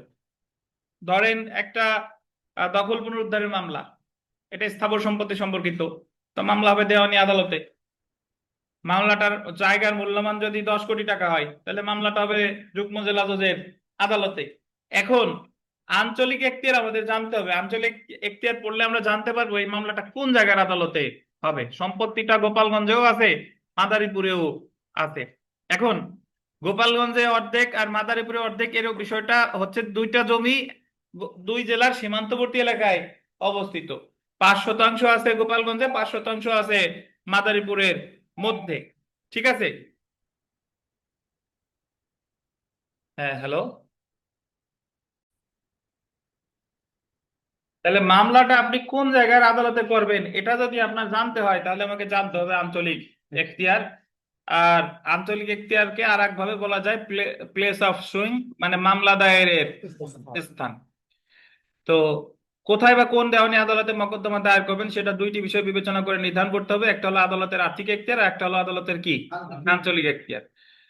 দেওয়ানি কার্যবিধির 15 থেকে 23 ধারায় দেওয়ানি আদালতের আঞ্চলিক এখতিয়ার নিয়ে আলোচনা করছে, সঠিক না। অ্যাকচুয়ালি 16 থেকে 23 বললে ভালো হয়। আর 15 ধারা আঞ্চলিক এখতিয়ারের মধ্যে পড়ে না, 15 ধারা অ্যাকচুয়ালি পড়ে কিসের মধ্যে? আর্থিক এখতিয়ারের মধ্যে। তো আমরা সরাসরি চলে আসি আঞ্চলিক এখতিয়ার বা টেরিটোরিয়াল জুরিসডিকশন। প্রথমে দেখেন 16 থেকে 18 ধারা পর্যন্ত, 16 থেকে 18 ধারা আন্ডারলাইন করবেন, গোল দেবেন, স্থাবর সম্পত্তি সম্পর্কিত মকদ্দমা কোথায় দায়ের করতে হবে তা উল্লেখ করা হয়েছে। 16 থেকে 18 ধারায় বলছে যে একটা স্থাবর সম্পত্তি সম্পর্কিত মামলা কোথায় করতে হবে, এটা বলছে কততে? 16 থেকে 18। 19 ধারায় বলছে ক্ষতিপূরণ। আর 15 থেকে 19 ধারা যে সকল ক্ষেত্রে প্রযোজ্য না সেই সকল ক্ষেত্রে কত ধারা? 20 ধারা। তাহলে 16 থেকে 18 স্থাবর, 19 ধারা বলছে ক্ষতিপূরণ, আর 15 থেকে 19 যে ক্ষেত্রে প্রযোজ্য না সেক্ষেত্রে কত? 20 ধারা। তো প্রথমে আমরা চলে আসি 16 থেকে 18। প্রথমে আমরা যেটা পড়বো যে এই যে 16 ধারা, মকদ্দমার বিষয়বস্তু যে আদালতের আঞ্চলিক সীমানার মধ্যে অবস্থিত সেই আদালতে মকদ্দমা দায়ের করতে হবে। পাইছেন? এই যে 1 নাম্বার, মকদ্দমার বিষয়বস্তু যে আদালতের আঞ্চলিক সীমানার মধ্যে অবস্থিত সেই আদালতে মকদ্দমা দায়ের করতে হবে। এখানে একটু নতুন বইতে একটু পরিবর্তন এসেছে। যারা পুরাতন সংস্করণের বই আছেন আপনাদের বইতে এখানে অনেক কথা নেই, যে কথাগুলো নেই নতুন বইয়ের দরকার নাই, যেগুলো নতুন আসে এগুলো হাতে হাতে লিখে নেবেন পাশে। তো 16 ধারা আমরা আগে কি জানতাম? 16 ধারা হলো যে স্থাবর সম্পত্তি যে জায়গায় মামলা সেই জায়গায়, স্থাবর সম্পত্তি যদি খুলনা হয় তাহলে মামলা হবে খুলনার আদালতে। এটা হলো 16 ধারা, বুঝছেন? তবে 16 ধারার কতগুলো কথা আছে। কথাটা হলো যে যদি, তাহলে 16 ধারায় মামলা করা যায় কয় জায়গায়? এক জায়গায়, স্থাবর সম্পত্তি যে জায়গায় মামলা সেই জায়গায়। তবে কথা আছে একাধিক জায়গায়ও দায়ের করা যায় 16 জায়গায়, 16 ধারায়। বন্ধকের মামলা। কি মামলা? বন্ধকের মামলা। ধরেন একজন ব্যক্তি তার একটা জায়গা দেখাইয়া, তার জায়গা অবস্থিত খুলনায় কিন্তু লোন নিছে ঢাকার ব্যাংক থেকে, এইচএসবিসি ব্যাংক ঢাকা। তাইলে সে যদি নির্দিষ্ট সময়ের মধ্যে টাকা শোধ করতে না পারে তাহলে ব্যাংক মামলা করবে কোথায়? ব্যাংক মামলা করবে ব্যাংক যে জায়গায় অবস্থিত, কারণ যে জায়গায় উদ্ভব হয়েছে সেই জায়গায়, অথবা সম্পত্তি যে জায়গায় অবস্থিত। ব্যাংক আছে কোথায়? ঢাকায়। আর সম্পত্তি কোথায়? খুলনায়। তাহলে মামলা ঢাকা অথবা খুলনা যে কোনো এক জায়গায় হতে পারে, এটাও বলছে 16 ধারায়। তাহলে আমরা আগে জানতাম স্থাবর সম্পত্তি যে জায়গায় মামলা সেই জায়গায়, কিন্তু 16 ধারায় ওই যে ফরক্লোজার মানে বন্ধকের মামলা, এটা কিন্তু দুই জায়গায় হতে পারে। ওই যে স্থাবর সম্পত্তি এক জায়গায় আর ব্যাংক আর এক জায়গায়, তাহলে দুই জায়গায় মামলা হওয়ার সম্ভাবনা আছে। বুঝতে পেরেছেন? তো একটু যদি এখানে পড়ি যে ফৌজদারি কার্যবিধি 16 ধারার ক থেকে উমা, ক থেকে উমা এত কিছু পড়তে যাবো না, জাস্ট মনে রাখবেন যে সম্পত্তি যে জায়গায় মামলা সেই জায়গায়। উমার পরে উপরে উল্লেখিত, দেখেন উপরে উল্লেখিত স্থাবর সম্পত্তি সম্পর্কিত মামলা সেই আদালতে দায়ের করতে হবে যেখানে উক্ত বিরোধী ও স্থাবর সম্পত্তি অবস্থিত, মানে যে জায়গায় স্থাবর সম্পত্তি মামলা সেই জায়গায়। কিন্তু 16 এর গ অনুচ্ছেদে উল্লেখিত স্থাবর সম্পত্তির গোল দিবেন বন্ধকের ক্ষেত্রে বন্ধকি সম্পত্তি খালাসের অধিকার হরণ বা বন্ধকি সম্পত্তি বিক্রয় বা উদ্ধারের মামলা সেই সকল আদালতে স্থানীয় সীমার মধ্যে সংশ্লিষ্ট সম্পত্তি অবস্থিত অথবা যে স্থানে মকদ্দমার কারণ পূর্ণভাবে বা আংশিকভাবে উদ্ভব হয় সেই সব আদালতেই দায়ের করা যাবে। সো আপনি যারা নতুন বই তারা লিখবেন যে স্থাবর সম্পত্তির বন্ধক সংক্রান্ত মামলা যে জায়গায় কারণ উদ্ভব হয়েছে সেখানে, আর যে জায়গায় সম্পত্তি সেই জায়গায় দায়ের করা ওই যে ব্যাংক যে জায়গায় সেই জায়গা, অথবা সম্পত্তি যে জায়গা সেই জায়গা, এটাও কত ধারা? 16 ধারা। এছাড়া আর একটা কথা আছে, সেটা হলো 16 ধারার চ। অন্যদিকে 16 চ অনুচ্ছেদে অস্থাবর সম্পত্তি উদ্ধার, এটা গোল্ডেন, অস্থাবর সম্পত্তি উদ্ধারের মকদ্দমা দায়ের স্থান নিয়ে আলোচনা করছে। 16 যে আমরা সচরাচর জানি 16 মানে স্থাবর সম্পত্তি, বা 16 তো একটা অস্থাবর সম্পত্তির বিধানও আছে, সেটা হলো অস্থাবর সম্পত্তি কি উদ্ধার। 16 চ অনুচ্ছেদে বলা হয়েছে আটক বা প্রকৃত অস্থাবর সম্পত্তি উদ্ধারের জন্য সেই আদালতে মকদ্দমা দায়ের করতে হবে যে আদালতের এখতিয়ারাধীন এলাকায় উক্ত অস্থাবর সম্পত্তি অবস্থিত। মিলনের একটা মোটরসাইকেল আখিনুর নিয়ে খুলনা আটকায় রাখছে, খুলনা। এখন মিলন যদি ওই মোটরসাইকেলটা উদ্ধার করতে চায় আখিনুরের কাছ থেকে, ফৌজদারি মামলা না, যদি দেওয়ানি মামলা করে উদ্ধার করতে চায়, তাহলে মামলা কোথায় করবে? খুলনার আদালতে করতে হবে, যে জায়গায় সম্পত্তি মামলা সেই জায়গায়। তাহলে 16 ধারায় আমরা পেলাম সম্পত্তি যে জায়গায় মামলা সে জায়গায় স্থাবর সম্পত্তি, আবার স্থাবর সম্পত্তি সংক্রান্ত মামলা বন্ধকের মামলা দুই জায়গায় হতে পারে, বন্ধকের মামলা।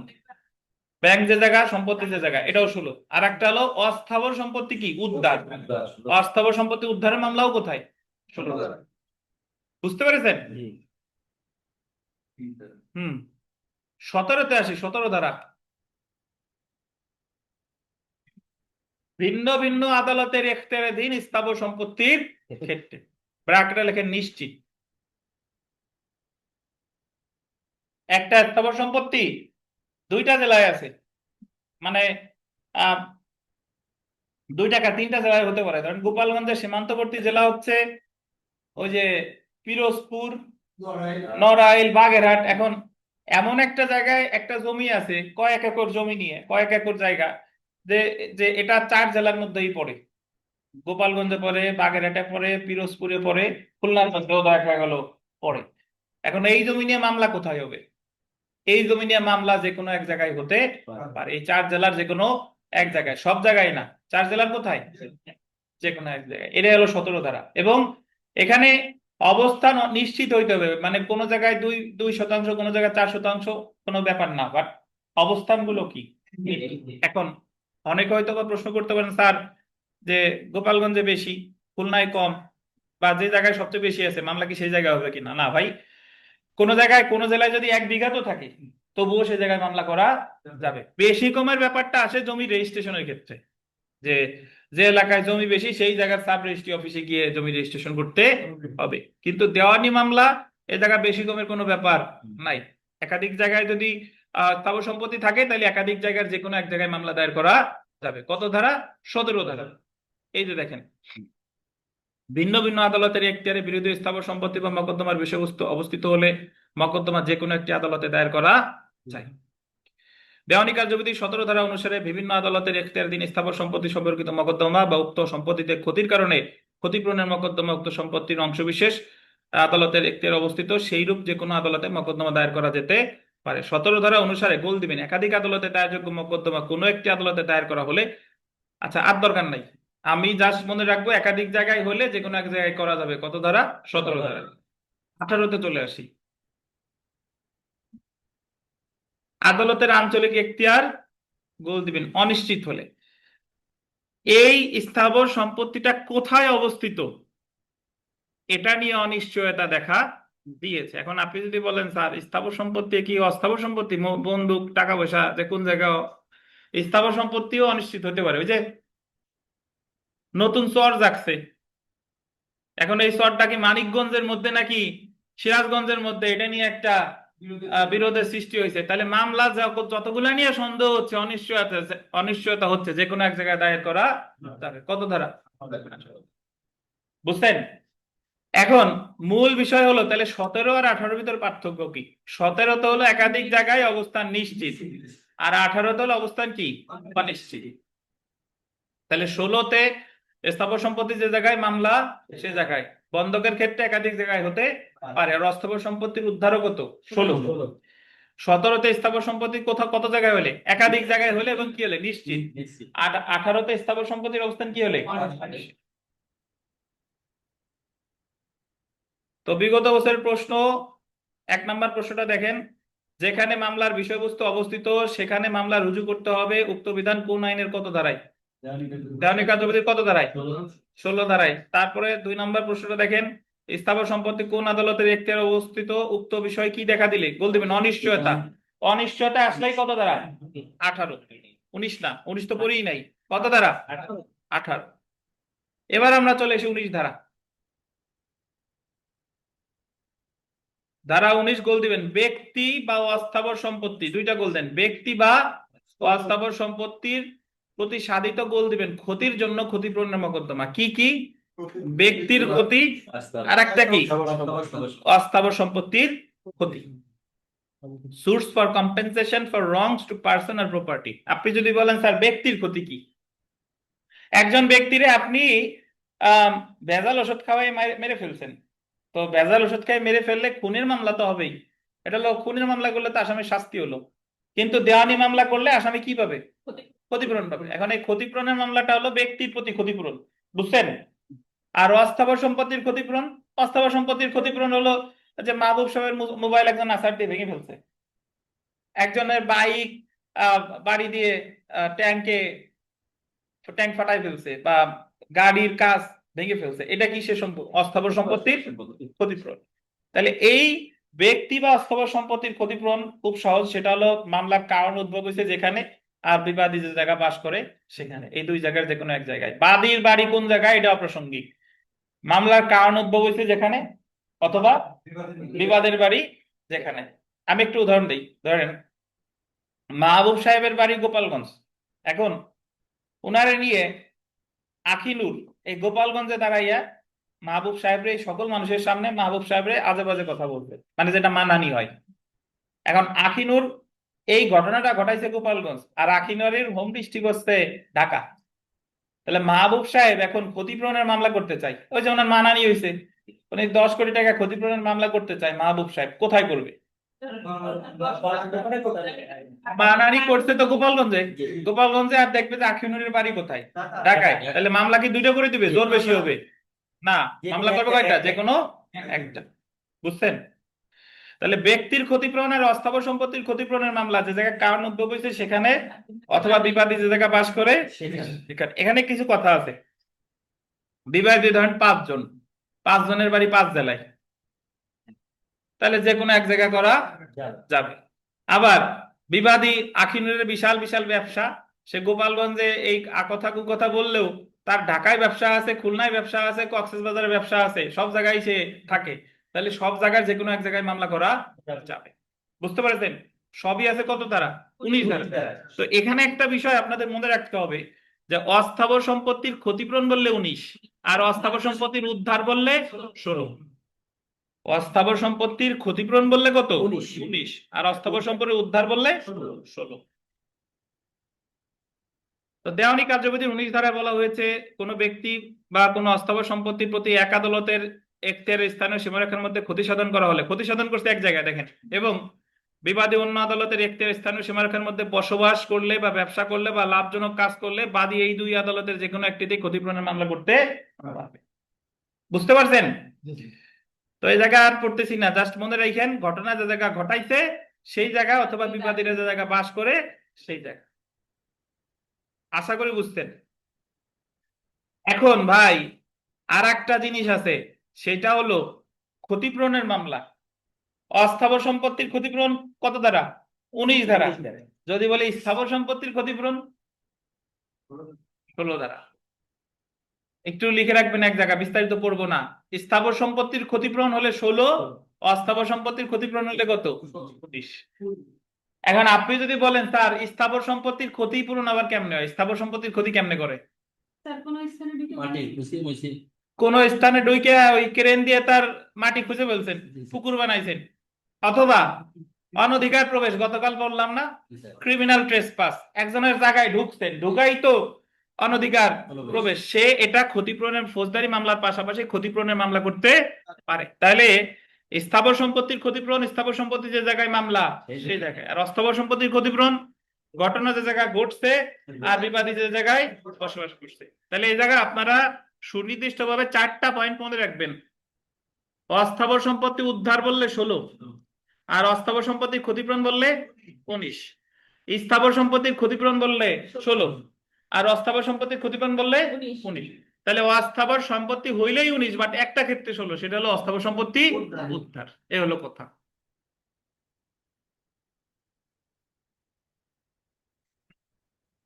বিশের উপর একটা কথা আছে, এই যে যেমন এখানে একটা কথা বলা, যেমন স্থাবর সম্পত্তিতে অনধিকার প্রবেশজনিত ক্ষতি, অনুমোদন ব্যতীত স্থাবর সম্পত্তি খননজনিত ক্ষতিপূরণের মোকদ্দমা, খনন করতে যাই, বুঝতে পারছেন? তাহলে 16 ধারা স্থাবর সম্পত্তি যে জায়গায় মামলা, সেই জায়গা বন্ধকের মামলা একাধিক জায়গায় হতে পারে। আর আপনার অস্থাবর সম্পত্তি উদ্ধারের মামলা 16 ধারা, স্থাবর সম্পত্তির ক্ষতিপূরণ 16 ধারা।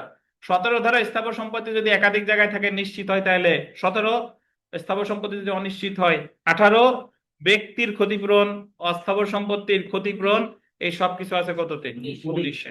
20-এ আসে। তাহলে আপনার পরবর্তী যে জায়গায় এই জায়গায় 16 ধারা মামলা করে উদ্ধারে নাকি এই যে কোনো দুই জায়গা করা যাবে? না, অস্থাবর সম্পত্তি যে জায়গায় সেই জায়গায়। 16 ধারা ওই যে ধরেন আমার এই প্রিন্টারটা নিয়ে গেছে মিলন, মিলন নিয়ে আটকায় রাখছে ঢাকা, তাহলে প্রিন্টারটা যদি আমি উদ্ধার করতে চাই তাহলে আমাকে ঢাকায় এই মামলা করতে হবে। জি। আবার স্যার ক্ষতিপূরণ তো যে স্থানে ক্ষতি হয়েছে ওইখানে। স্থাবর সম্পত্তির ক্ষতিপূরণ যে স্থানে ক্ষতি হয়েছে সেই জায়গায়। এই জায়গায় বিবাদীর বাড়ি কোথায় এটা অপ্রাসঙ্গিক, কিন্তু যদি অস্থাবর সম্পত্তির ক্ষতিপূরণ হতো তাহলে আবার বিবাদীর বাড়ি কোথায় সেটা প্রাসঙ্গিক হয়ে যেত। তো আমরা আর মাত্র 2টা ধারা পড়বো, তাইলে আমাদের এখতিয়ার শেষ হয়ে যাবে। একটা হলো 20 ধারা। 16 থেকে 19 যে সকল মামলার ক্ষেত্রে পড়ে না সেই সকল মামলার আর আঞ্চলিক এখতিয়ার নির্ধারিত হবে 20 ধারা। আর 20 ধারার ভাষাও একই রকম, যে জায়গায় ঘটনা ঘটছে সেই জায়গায়, আর বিবাদী যে জায়গায় বাস করে সেই জায়গায়, মানে 19 আর 20 অলমোস্ট সেম। 19 হলো অস্থাবর সম্পত্তি, আর 20 হলো 16 থেকে 19 পর্যন্ত যেগুলা প্রযোজ্য না, সেই ক্ষেত্রে কত ধারা? 20 ধারা। তো এটাও পড়বো না, 19-এর মতোই একই কথা, বুঝছেন? আপনি জায়গা বলতে পারেন যে স্যার তাহলে 20-এ কোন মামলাগুলো হবে? অর্থ আদায়ের মামলা, আপনার টাকা একজন ধার নিয়ে আর ফেরত দেয় নাই, চুক্তি ভঙ্গের মামলা, এই মামলাগুলোর আঞ্চলিক এখতিয়ার নির্ধারিত হবে কততে? 20 ধারায়। একটা উদাহরণ পড়ি, দেখেন। এ ঢাকার ব্যবসায়ী, মানে এ ব্যবসা করে কোথায়? বি চট্টগ্রামে ব্যবসা করে। বি ব্যবসা করে কোথায়? চট্টগ্রামে। বি ঢাকাতে তার এজেন্টের মাধ্যমে এর পণ্য কিনছে। বি বলছে যে ভাই, এরে বলছে যে আমি এজেন্ট পাঠাই দিচ্ছি, আপনি ঢাকা থেকে আমার কিছু মালামাল পাঠাই দেন, এবং একে অনুরোধ করেছে বাংলাদেশ বিমানে ডেলিভারি করতে, বলতেছে আপনি বাংলাদেশ বিমানে পাঠাই দেন।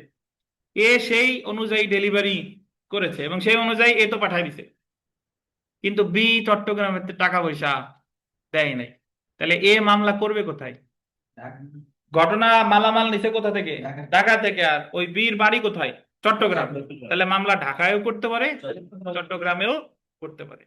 এটা অস্থাবর সম্পত্তির ক্ষতিপূরণ না, এটা স্থাবর সম্পত্তি সংক্রান্ত ও না, এই কারণে এটা আসবে কততে? 20 ধারা। এ বি এর বিরুদ্ধে ঢাকাতে মোকদ্দমার কারণ উৎপত্তির স্থান বা চট্টগ্রামে মোকদ্দমা দায়ের করতে পারে, বুঝছেন? তাহলে 19 আর 20-এর মধ্যে কিন্তু মামলাটা কোথায় হবে এটা কিন্তু মিল আছে, যে ঘটনা যে জায়গায় ঘটছে বা বিবাদী যে জায়গায় কি বসবাস করে। আজকের শেষ ধারা আমাদের 21 ধারা, এখতিয়ারের আপত্তি, objection two jurisdiction. Objection two, মামলা এক জায়গা করছে, করার পর আপত্তিটা কোথায় দিবে, এটা কোন জায়গায় হবে, এটা বলছে কত ধারায়? 21 ধারায়। যে আদালতে প্রথমে মোকদ্দমা দায়ের করা হয় সেই আদালতে আন্ডারলাইন করবেন প্রথম সম্ভাব্য সুযোগে বা বিচার্য বিষয় নির্ধারণ করার সময় বা পূর্বে আদালতের এখতিয়ার সম্পর্কিত কোনো আপত্তি উত্থাপন করতে হবে। ব্র্যাকেটে একটু লিখে রাখেন, বাদী ও বিবাদী উভয়ই পারে। বাদী বিবাদী উভয়ই পারে। বাদী বিবাদী উভয়ই পারে। এখন কেউ যদি বলেন স্যার বাদী মামলা করে বাদী এখতিয়ারের আপত্তি দিবে কেন? এই জায়গায় বাদী বিবাদী কারো কথা স্পেসিফিক ভাবে বলে নাই। সো এখতিয়ারের আপত্তি কে দিতে পারে? বাদী বিবাদী। এখন আপনি যদি বলেন স্যার বাদী কেমনে দিবে, ধরেন বাদী 3 জন, ধন্যবাদ, বাদী মামলা কইরা কেমনে দিবে? এখন একজন বাদী মামলা করছে, আর একজন এই জায়গায় পক্ষভুক্ত হয়ে বলতেছে যে অরণ্যের এই মামলা এই জায়গা হবে না, এই জায়গা এই মামলা হবে অমুক জায়গায়। দেওয়ানি মামলায় বাদী পক্ষভুক্ত হওয়া যায় সামনে পর, সে বলবে যে এই মামলা এখানে হবে না, এই মামলা হবে অমুক জায়গায়, বুঝলেন কিনা? তো তাহলে এখতিয়ারের আপত্তি কে দিতে পারে? বাদী বিবাদী উভয়। এটা কখন দিবে? প্রথম সম্ভাব্য সুযোগে বা বিচার্য বিষয় নির্ধারণের সময় বা তার পূর্বে। কোন আদালতে দিবে? যে আদালতে মামলাটা চলমান আছে সে আদালত। যদি তা না করা হয় এবং ন্যায় বিচারের উদ্দেশ্য ব্যাহত না হলে গোল দিবেন। আপিল বা রিভিশন আদালতে মামলা দায়ের স্থান সম্পর্কে কোনো আপত্তি মঞ্জুর করবে না। আপনার আপত্তি দিতে হবে বিচারিক আদালতে। যদি আপনি বিচারিক আদালতে না দেন, তাহলে আপিল বা রিভিশন আদালতে যেয়ে কোনো প্রতিকার পাবেন না। কিন্তু ন্যায় বিচার ব্যাহত হলে এবং ন্যায় বিচারের স্বার্থে আপিল বা রিভিশনের সময় আদালত এখতিয়ার সংক্রান্ত আপত্তি গ্রহণ করতে পারে। কিন্তু যদি দেখেন যে ন্যায় বিচার ব্যাহত হয়েছে বা ন্যায় বিচার সংক্রান্ত মানে ব্যাহত হতে পারে, তাহলে সেক্ষেত্রে আপিল বা রিভিশন আদালত এখতিয়ার সম্পর্কিত প্রশ্ন কি করতে পারে? শুনতে পারে। আঞ্চলিক এখতিয়ার বা আর্থিক এখতিয়ার, এটা বললেন, আঞ্চলিক এখতিয়ার বা আর্থিক এখতিয়ার সম্পর্কিত আপত্তি আপিল বা রিভিশন আদালত গ্রহণ করতে পারে। যদি পরীক্ষায় প্রশ্ন আসে যে কোন ধরনের আপত্তি মানে সম্পর্কে প্রশ্ন নিতে পারে, আঞ্চলিক এখতিয়ার সম্পর্কে, আঞ্চলিক এখতিয়ার আর একটা কি আর্থিক আর্থিক এখতিয়ার। যদি তিনটি শর্ত পূরণ হয়, যে আদালতে প্রথম মোকদ্দমা করা হয় সে আদালতে এখতিয়ার বিষয়ে আপত্তি উত্থাপন করা হয়েছে, এক, প্রথম সম্ভাব্য সুযোগে যে ক্ষেত্রে বিচার্য বিষয় নির্ধারণ করা হয়েছিল সেই সময় বা তৎপূর্বে এমন আপত্তি উত্থাপন করা হয়েছিল, আর যে ক্ষেত্রে এখতিয়ার বিষয়ে আপত্তি গ্রহণ না করলে আন্ডারলাইন করবে ন্যায় বিচার ব্যাহত হতে পারে। তাহলে আমার কি মনে রাখতে হবে? মনে যেটা রাখতে হবে সেটা হলো যে এখতিয়ারের বিষয়ে আপত্তি দিবে কততে? 21 ধারা। কে দিবে? বাদী বিবাদী উভয়। কোন আদালতে দিবে? যে আদালতে মামলা চলে করেছে সেই আদালতে দিবে। কখন দিবে? মামলার মানে প্রথম সুযোগে বা বিচার্য বিষয় নির্ধারণের সময় বা তার পূর্বে। পূর্বে। প্রথম এই আদালতে না দিলে আপিল বা রিভিশন আদালতে দেওয়া যাবে না। যাবে না। তবে ন্যায় বিচার ব্যাহত হলে শুনতে পারে। এই হলো কত ধারা? 21 ধারা। তো সেলফ প্র্যাকটিসের 2 নাম্বার প্রশ্ন দেখেন, every suit shall be instituted in the court of the lowest grade competent to try it. কত ধারা? 15 ধারা। সর্বনিম্ন এখতিয়ার সম্পন্ন আদালতে নির্ধারিত হবে কি দ্বারা? আর্থিক এখতিয়ার দ্বারা। তো এই জায়গায় অনেক প্রশ্ন আছে, সব প্রশ্ন ধৈর্য ধরে পড়ে ফেলবেন, সব পারবেন। মূল আলোচনা যদি বুঝে থাকেন তাহলে পারবেন। আমরা আগামীকাল বিকাল 4:30-এ ক্লাস আছে। আগামীকাল বিকাল 4:30-এ আমরা race sub judice and race judicata পড়ে ফেলবো। দেওয়ানি কার্যবিধি আপনি টার্গেট নেবেন। যারা নতুন, আপনি মনে করবেন যে আমি যদি মরে শহীদ হয়ে যাই, প্রতিদিনের পড়া প্রতিদিন আমি শেষ করব, মানে আজকে যা পড়ছি কালকে ক্লাসের আগে যেন এই পড়াটা আপনার হয়ে যায়। তাহলে দেখবেন যে এই যে 5-6 দিন যাই পড়ি না কেন, দেখবেন যে আপনার দেওয়ানি কার্যবিধির একটা ভালো প্রস্তুতি আল্লাহর রহমতে হয়ে গেল। বুঝতে পারছেন? এই আর কি। ভালো থাকবেন। এখন আমরা সরাসরি চলে আসব আজকের যে পেনাল কোডের যে ক্লাস টেস্ট আছে সেই ক্লাস টেস্টে। আল্লাহ হাফেজ, ভালো থাকবেন। আসসালামু আলাইকুম।